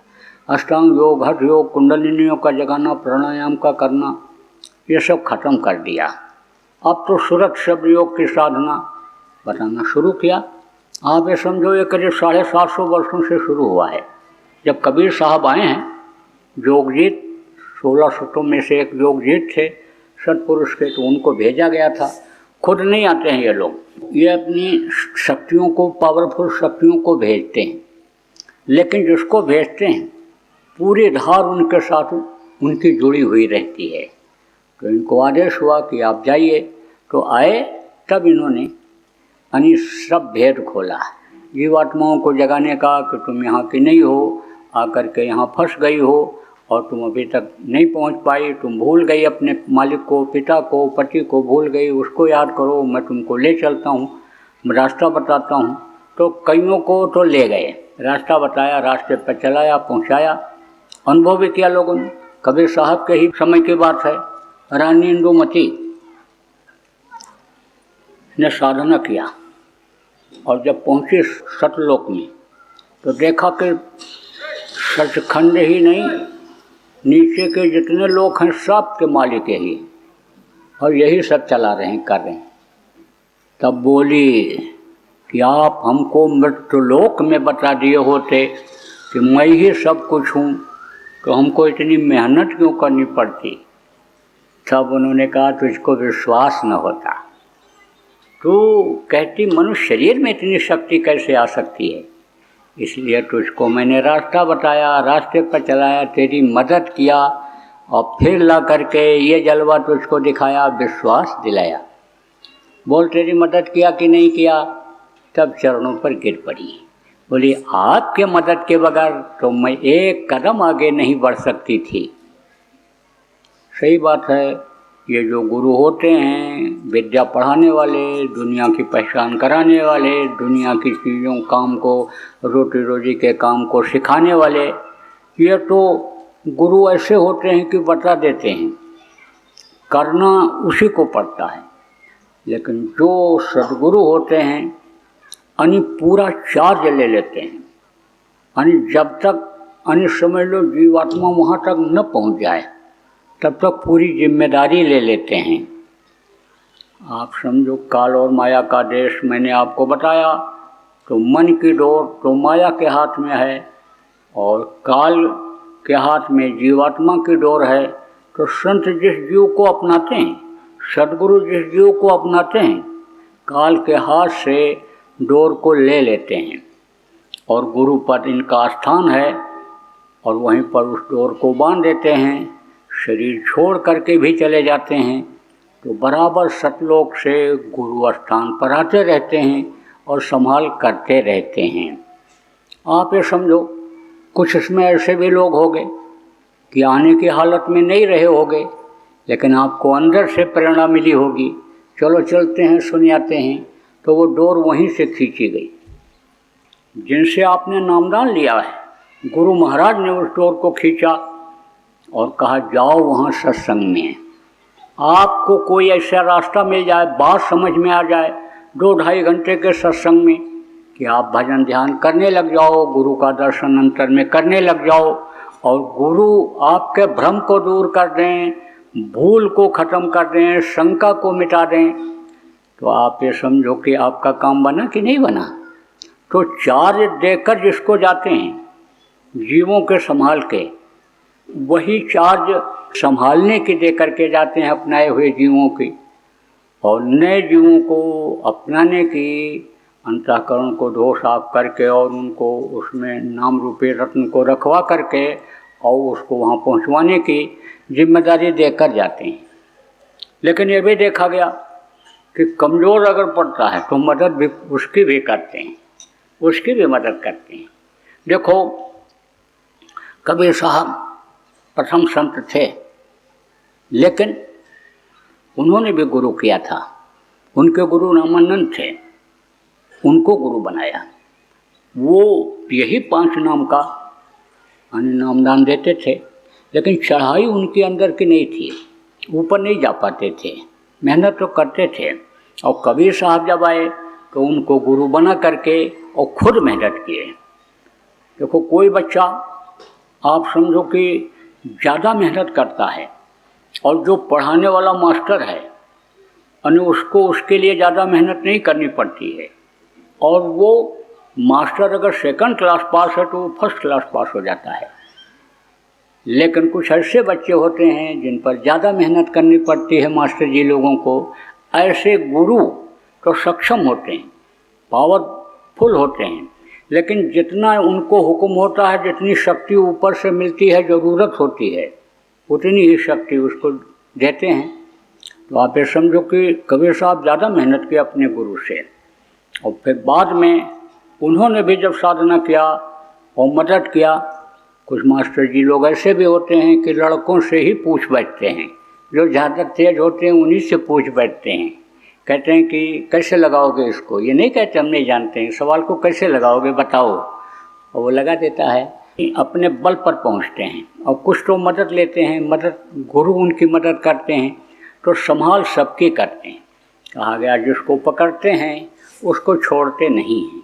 अब यह है कि अगर गुरु को न समझ पावे कोई, हाड़ मांस के शरीर ही माने कि यह हाड़ मांस के शरीर में ही हैं, ये इसी धरती का अन्न खाते हैं, यहीं का पानी पीते हैं, यहीं जैसा संडास पेशाब करते हैं, हमारे ही जैसे हैं, यही सोच करके रह गया तो यानी समझो आगे नहीं बढ़ पाता है। और कोई आदेश का पालन करने लगता है तो गुरु को समझ जाता है, मदद अंतर बाहर में ले लेता है उनसे। इसीलिए तो बार बार आपसे कहा जा रहा है, आपसे प्रार्थना की जा रही है कि भाई आप जितने भी नामदानी हो पुराने, आप सब लोग गुरु को समझो, गुरु महाराज को ये समझो कि वो मनुष्य शरीर में थे। तब तक आप उनका दर्शन करके, उनसे कोई बात अपनी पूछ करके हित की और अपना फ़ायदा करते रहे, दुनियावी लाभ लेते रहे। लेकिन अब वो लाभ आपको नहीं मिल सकता है, लेकिन लाभ को लेने के लिए आप घर में ही बैठ करके अगर उनको याद करोगे, आप ध्यान लगाओगे, तो गुरु महाराज अंतर में मिलेंगे, और जब मिल जाएंगे तब आप उनको समझ जाओगे।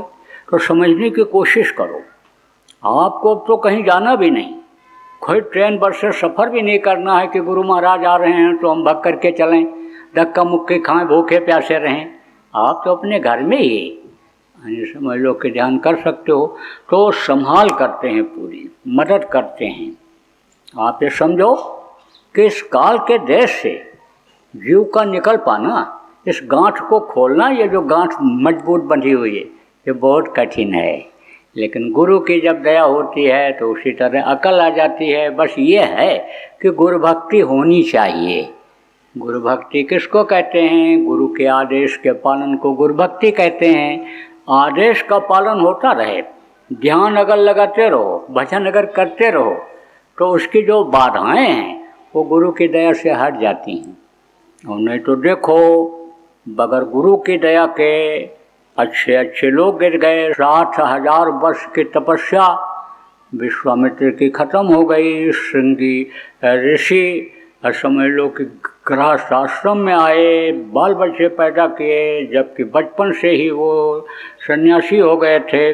आप देखो, श्रृंगी को भंगी कर डाला, नारद के पीछे पड़ गए, पछाड़ नारद पागल हो गए माया के पीछे, इधर उधर भटकने लग गए। विष्णु से गए, मम रूप दो, अपना रूप दो, लक्ष्मी से हमारी शादी हो जाए।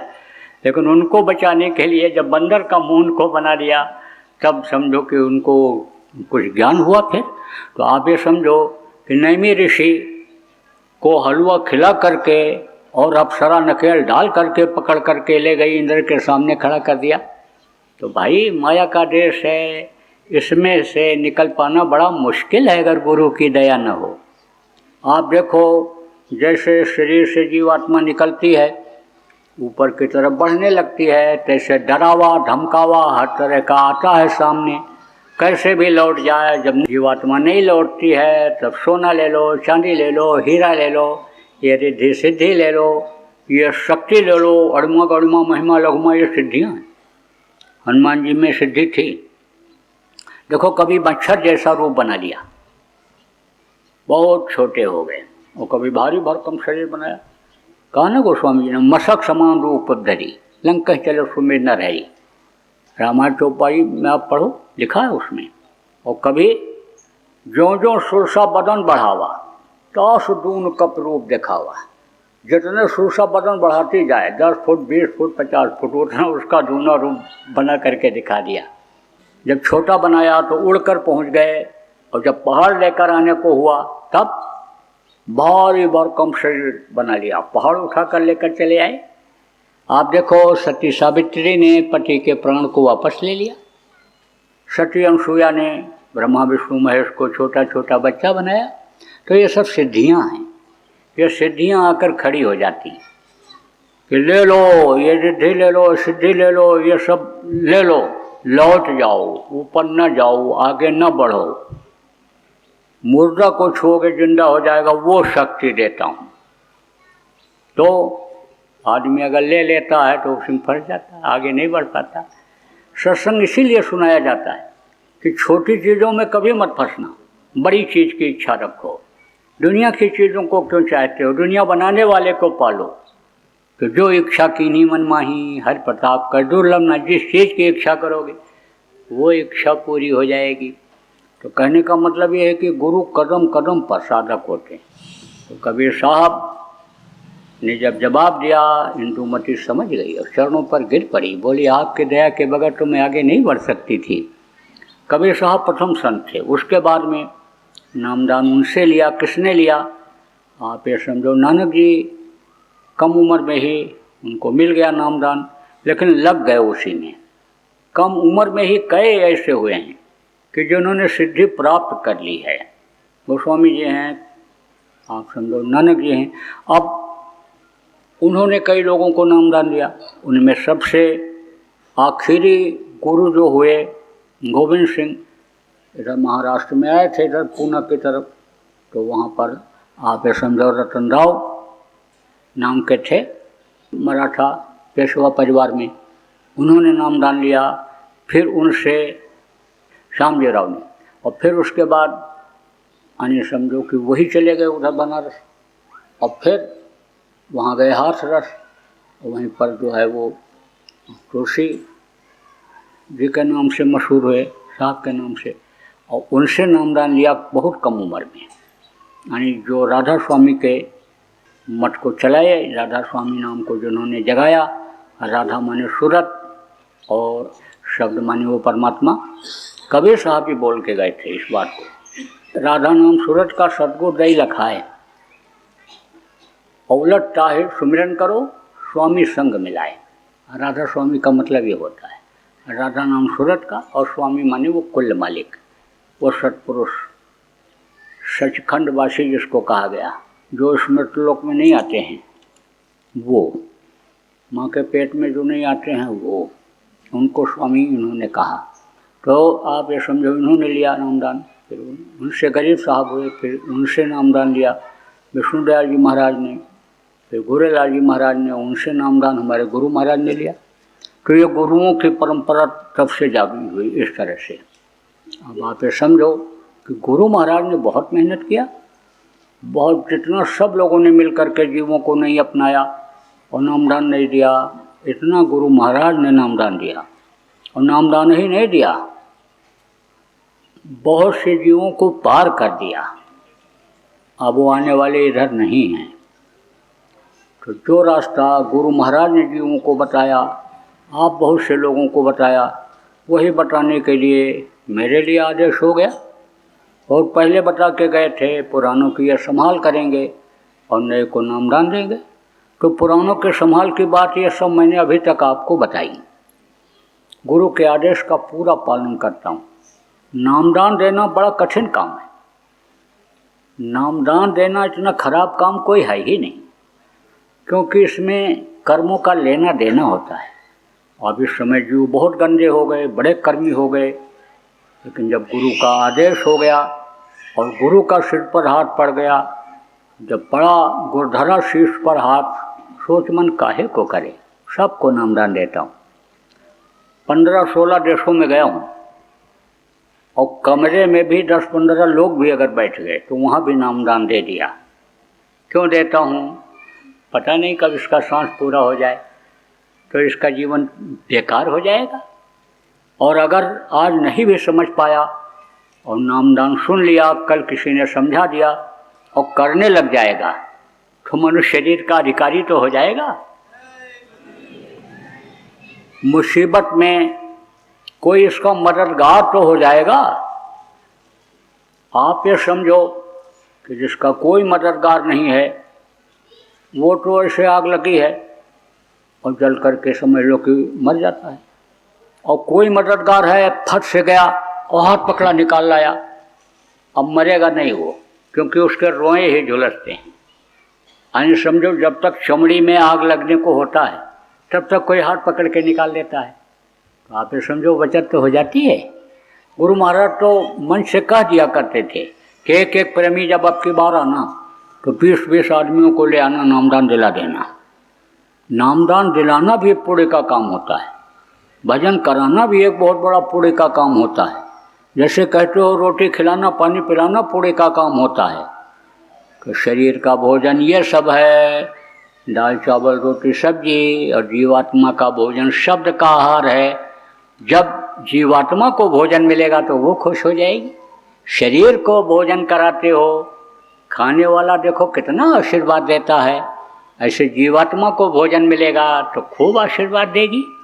तो यह आशीर्वाद यहाँ फलता है, जो खिलाते पिलाते हो उसमें फलता है, और वो आशीर्वाद अंदर में फलता है, अंदर में बरकत देता है। यह बरकत यहाँ देगा। आप देखो माताएं जब खाना बनाने के लिए पहले जाती थी तो चुटकी निकालती थी। 5 आदमियों का खाना आप समझो कि बनाया और एक आदमी भूखा दुखा आ गया तो वो भी खा जाता था, कम नहीं पड़ता था, इतनी बरकत हो जाती थी।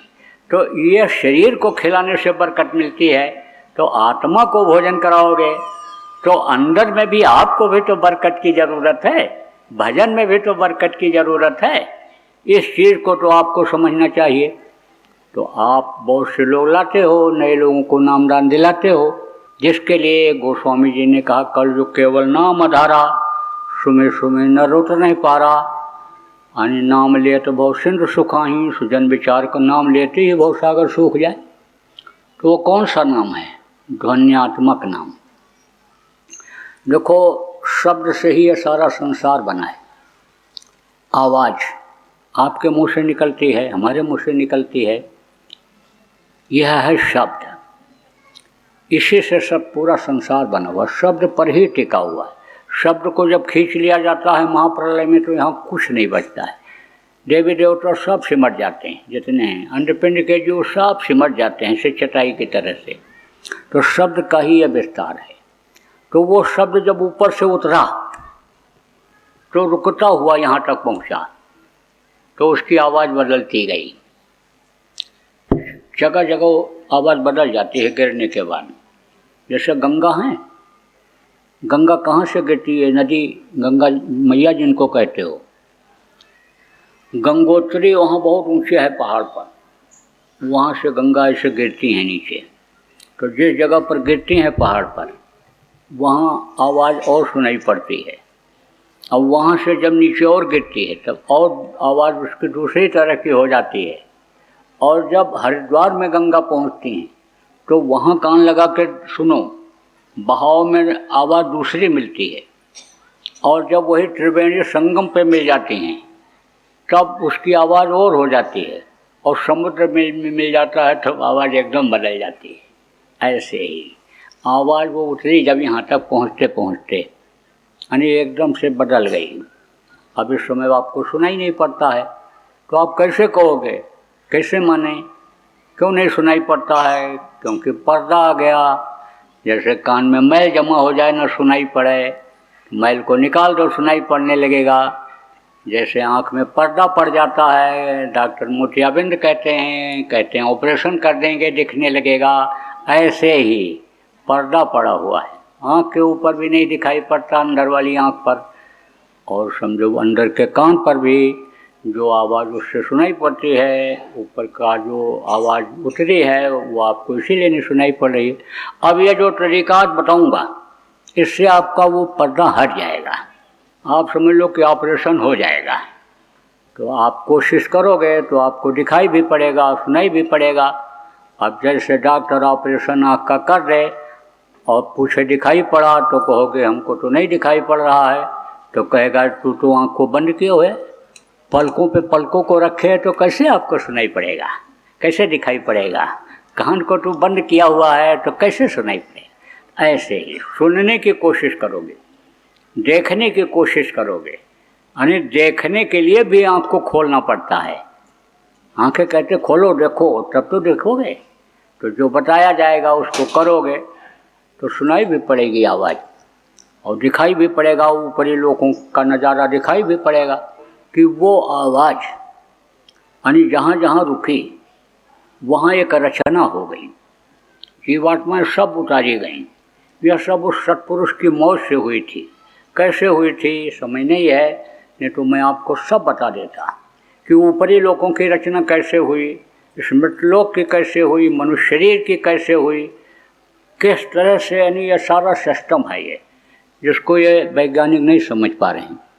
मनुष्य शरीर का तो थोड़ा बहुत सिस्टम समझे भी हैं, लेकिन ऊपरी विज्ञान जहाँ ये विज्ञान ख़त्म हो जाता है उस विज्ञान को यहाँ का कोई भी वैज्ञानिक समझ नहीं पाया। उसको कहते हैं आध्यात्मिक विज्ञान। वो संतों के महात्माओं के समझ में आता है, और उन्होंने जब कोई सूत्र दिया, जब जीरो दिया मेरे भारत ने, तब दुनिया को गिनती आई। यानी जो भारत का आध्यात्मिक विज्ञान है जब दूसरे देश में गया तो उसी आधार पर उन्होंने शोध किया। अब कह रहे हैं हम चांद पर पहुंच रहे हैं, हम सूरज पर पहुंच रहे हैं, हम ये बना लिए, रॉकेट बना लिए, वो बना लिए, एटम बम बना लिए, परमाणु बम बना लिए, लेकिन बहुत सी विद्या अब भी उनको नहीं आई। यह शरीर एक जगह दूसरी जगह उड़ने की विद्या आई किसी को? बगैर पेट्रोल डीजल के कोई हवाई जहाज नहीं उड़ सकता है। और हनुमान जी देखो उड़ के गए, और देखो पहाड़ उठा के ले आए। तो भले कितना हवाई जहाज बना लो, लेकिन पहाड़ उस पर लाद कर थोड़ा ला सकते हो। तो ये देन किसकी है? संतों की देन है। उस पर रिसर्च किया, लोगों ने बनाया, लेकिन वहाँ तक अभी नहीं पहुँच पाए। आप पहुँच सकते हो, तरीका बताता हूँ अभी आपको। तो देखो, जैसे सीढ़ी सीढ़ी उतरी वैसे आवाज़ अलग अलग हो गई। तो 5 स्थान के जो धनी हैं उनके मुँह से जो आवाज़ निकलती है वो मैं आपको बताऊँगा। वो हैं निर्मायक, और उनके मुँह से जो आवाज़ निकलती है वो निर्मायक आवाज़ है। निर्मायक किसको कहते हैं? जो माया के देश में नहीं आते हैं, माँ के पेट में नहीं बनते हैं, बाहर नहीं पैदा होते हैं, वो निर्मायक होते हैं। जो माँ के पेट में पलते हैं और बाहर निकलते हैं, ज़रूरत पड़ने पर नाम को जगाते हैं लोगों के फायदा के लिए, रक्षा के लिए, वो यानी मायक नाम होता है। और वो मायक होते हैं, उनमें काल और दयाल दोनों धार होती है। जो समय पर आते हैं धर्म की स्थापना के लिए। राम के अंदर भी देखो काल अंश था, दयाल अंश भी था। कृष्ण के अंदर भी काल अंश और दयाल अंश भी था। बहुत सारे उदाहरण हैं, लेकिन समय नहीं है कि उस आधार पर आपको समझा के बिल्कुल सिद्ध कर दिया जाए। बराबर जब सत्संग सुनते रहोगे आपके समझ में सब आ जाएगा, लेकिन ज़्यादा सुना देना भी हजम कर पाना मुश्किल होता है। तो मोटी बात आप ये अब समझो। अभी तक जो आप समझे, अब जो मैं बता रहा हूँ इसको समझ जाओगे, करने लग जाओगे तो सब समझ जाओगे। तो देखो, ये जय गुरुदेव नाम ये मायक नाम है, और अभी जो बताऊँगा नाम 5 नाम वो निर्मायक नाम है। लेकिन ये जो जय गुरुदेव नाम है ये समझ लो लोहे के ऊपर जैसे जंग लगा हो और पारस पत्थर से उसको छुआओ सोना न बन पावे, तो जंग छुड़ाने का काम करेगा। यानी जब छुड़ा दो जंग को, गंदगी को साफ कर दो, तब लोहा को पारस पत्थर से छुआओ सोना बन जाता है। तो ऐसे ही ये जीवात्मा की मैल कब खत्म होगी, जो लगी हुई है कर्म कब नष्ट होंगे। जय गुरुदेव नाम के जाप से भी अन्य नष्ट होते हैं। आप इतने आदमी तो यहाँ आए हो, आपको नाम बताऊंगा, उस नाम की आप कमाई करोगे, लेकिन जो नहीं आए हैं फायदा आपको उनका भी कराना है, ताकि उनके अंदर भी इच्छा जग जाए, उनके भी कर्म नष्ट हो जाएं, जो बुरे हैं और वो भी इधर आ जाएं। क्योंकि पुण्य पुंज बिन मिले न संता, बिन सत्संग विवेक न होई। अभी बहुत सारी चीज़ें ग्रंथों में लिखी हुई हैं। तो आप ये समझो कि सफाई उनकी भी हो। अब कर्मों की ही सज़ा मिलती है। शरीर से जो कर्म करते हैं शरीर के ऊपर उसका असर आता है, सज़ा भोगनी पड़ती शरीर से। धन से जो बुरे कर्म कर डालते हैं धन की कमी हो जाती है, वो सज़ा मिलती है। मन से जो पाप करते हैं, नींद नहीं आती, सोचते रहे, मानसिक के जो है कर्म बन जाते हैं। तो इनको सब सही करना जरूरी होता है संत मत में। तो ये जय गुरुदेव नाम जगाया हुआ नाम है, इससे लोगों का भला होगा, फायदा होगा।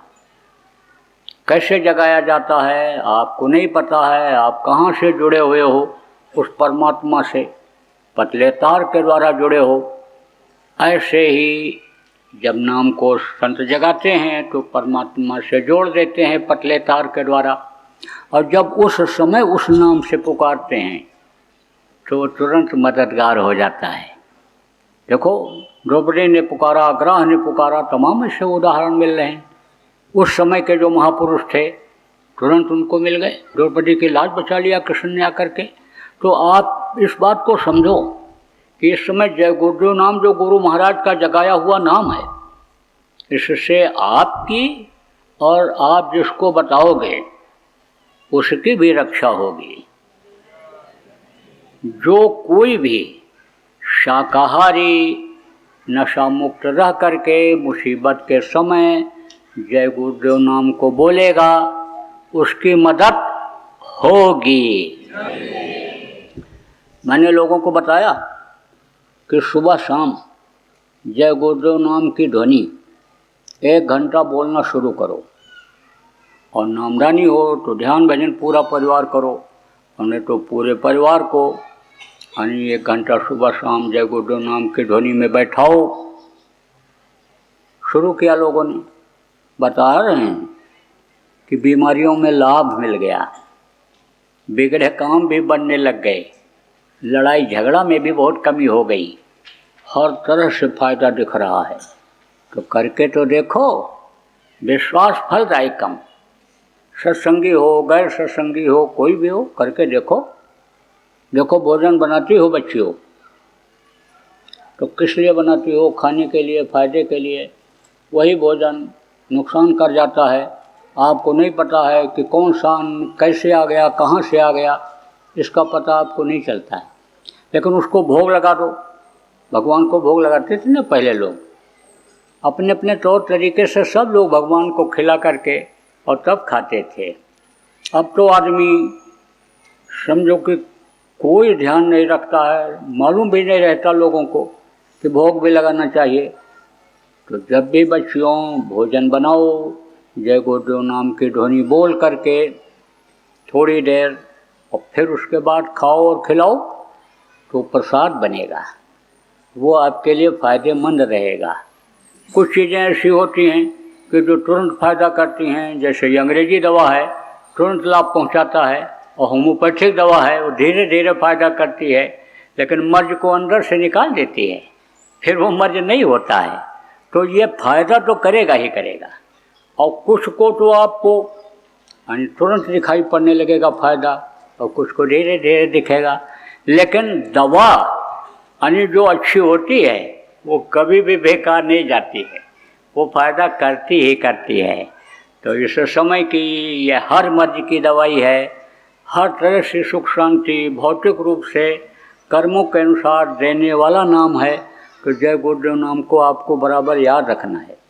चलते रहो, फिरते रहो, जय गुरुदेव बोलो, सुबह उठो जय गुरुदेव नाम बोल करके बिस्तर छोड़ो, रात को सोने से पहले जय गुरुदेव नाम की ध्वनि बोल करके बिस्तर पर सो।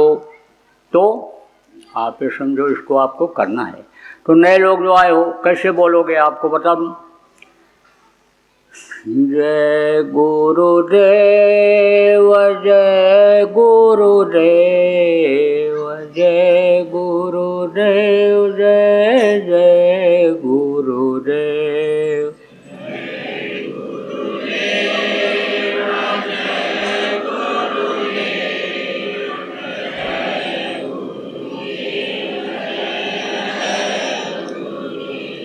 जय गुरुदेव जय गुरुदेव जय गुरुदेव जय जय गुरुदेव।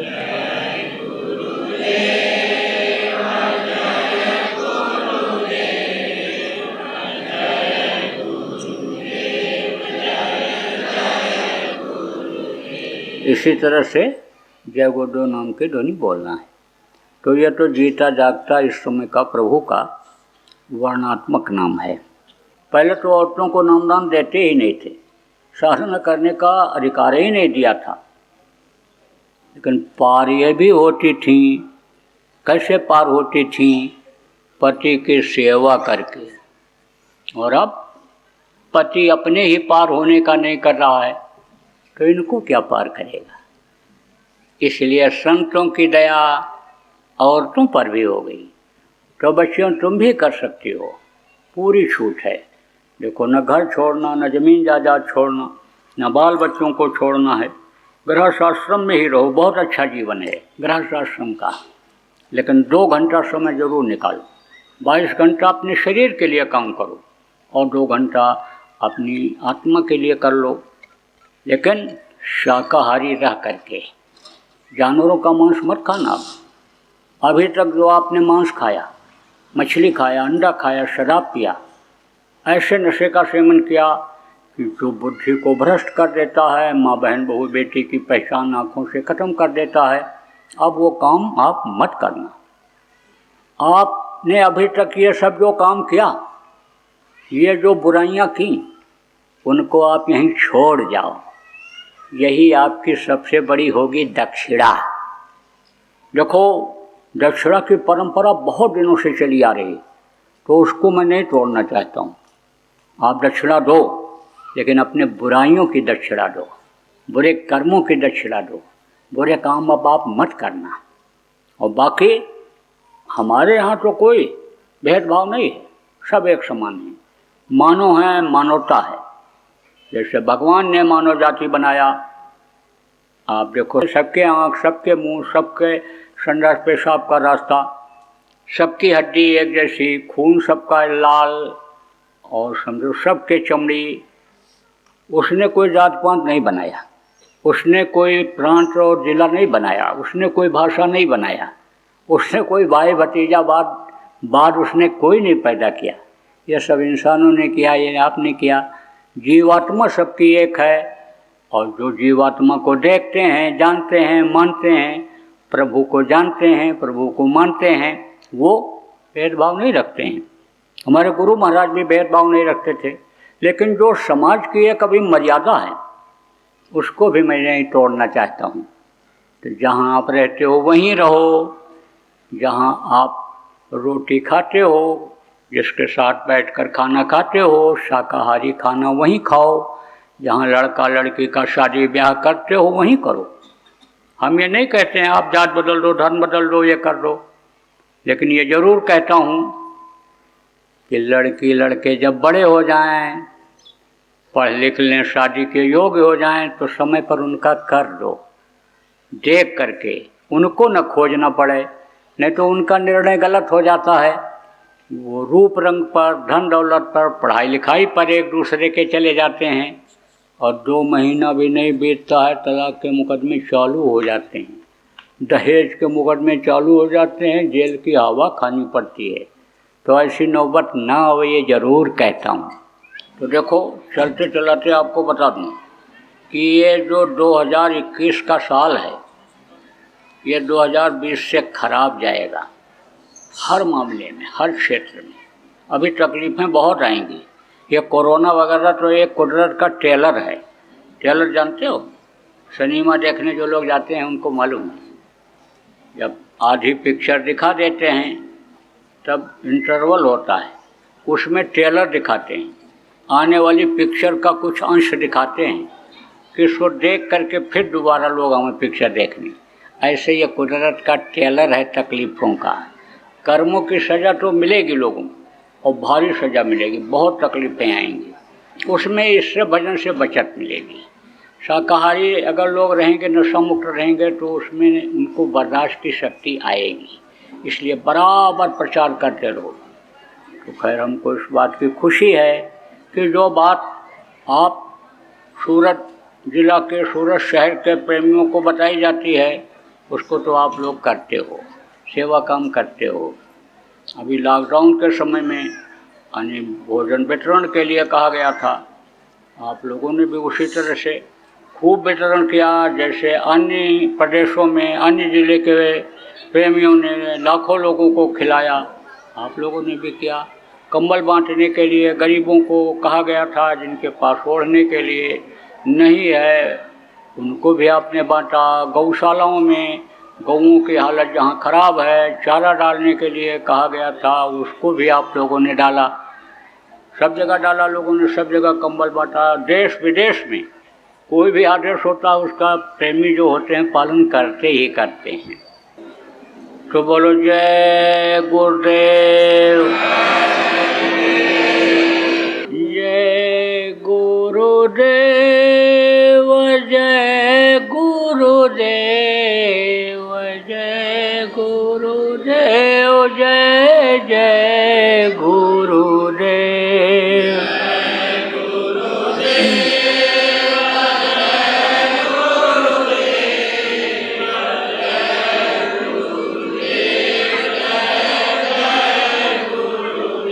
जय गुरुदेव, जय गुरुदेव, जय गुरुदेव, जय जय गुरुदेव। जय गुरुदेव, जय गुरुदेव, जय गुरुदेव, जय गुरुदेव।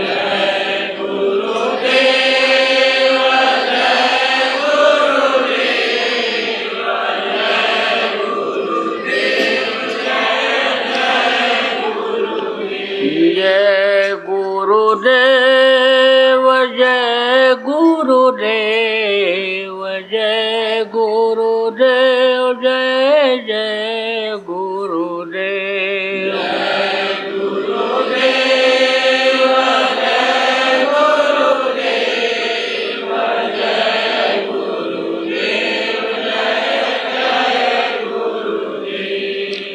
जय गुरुदेव।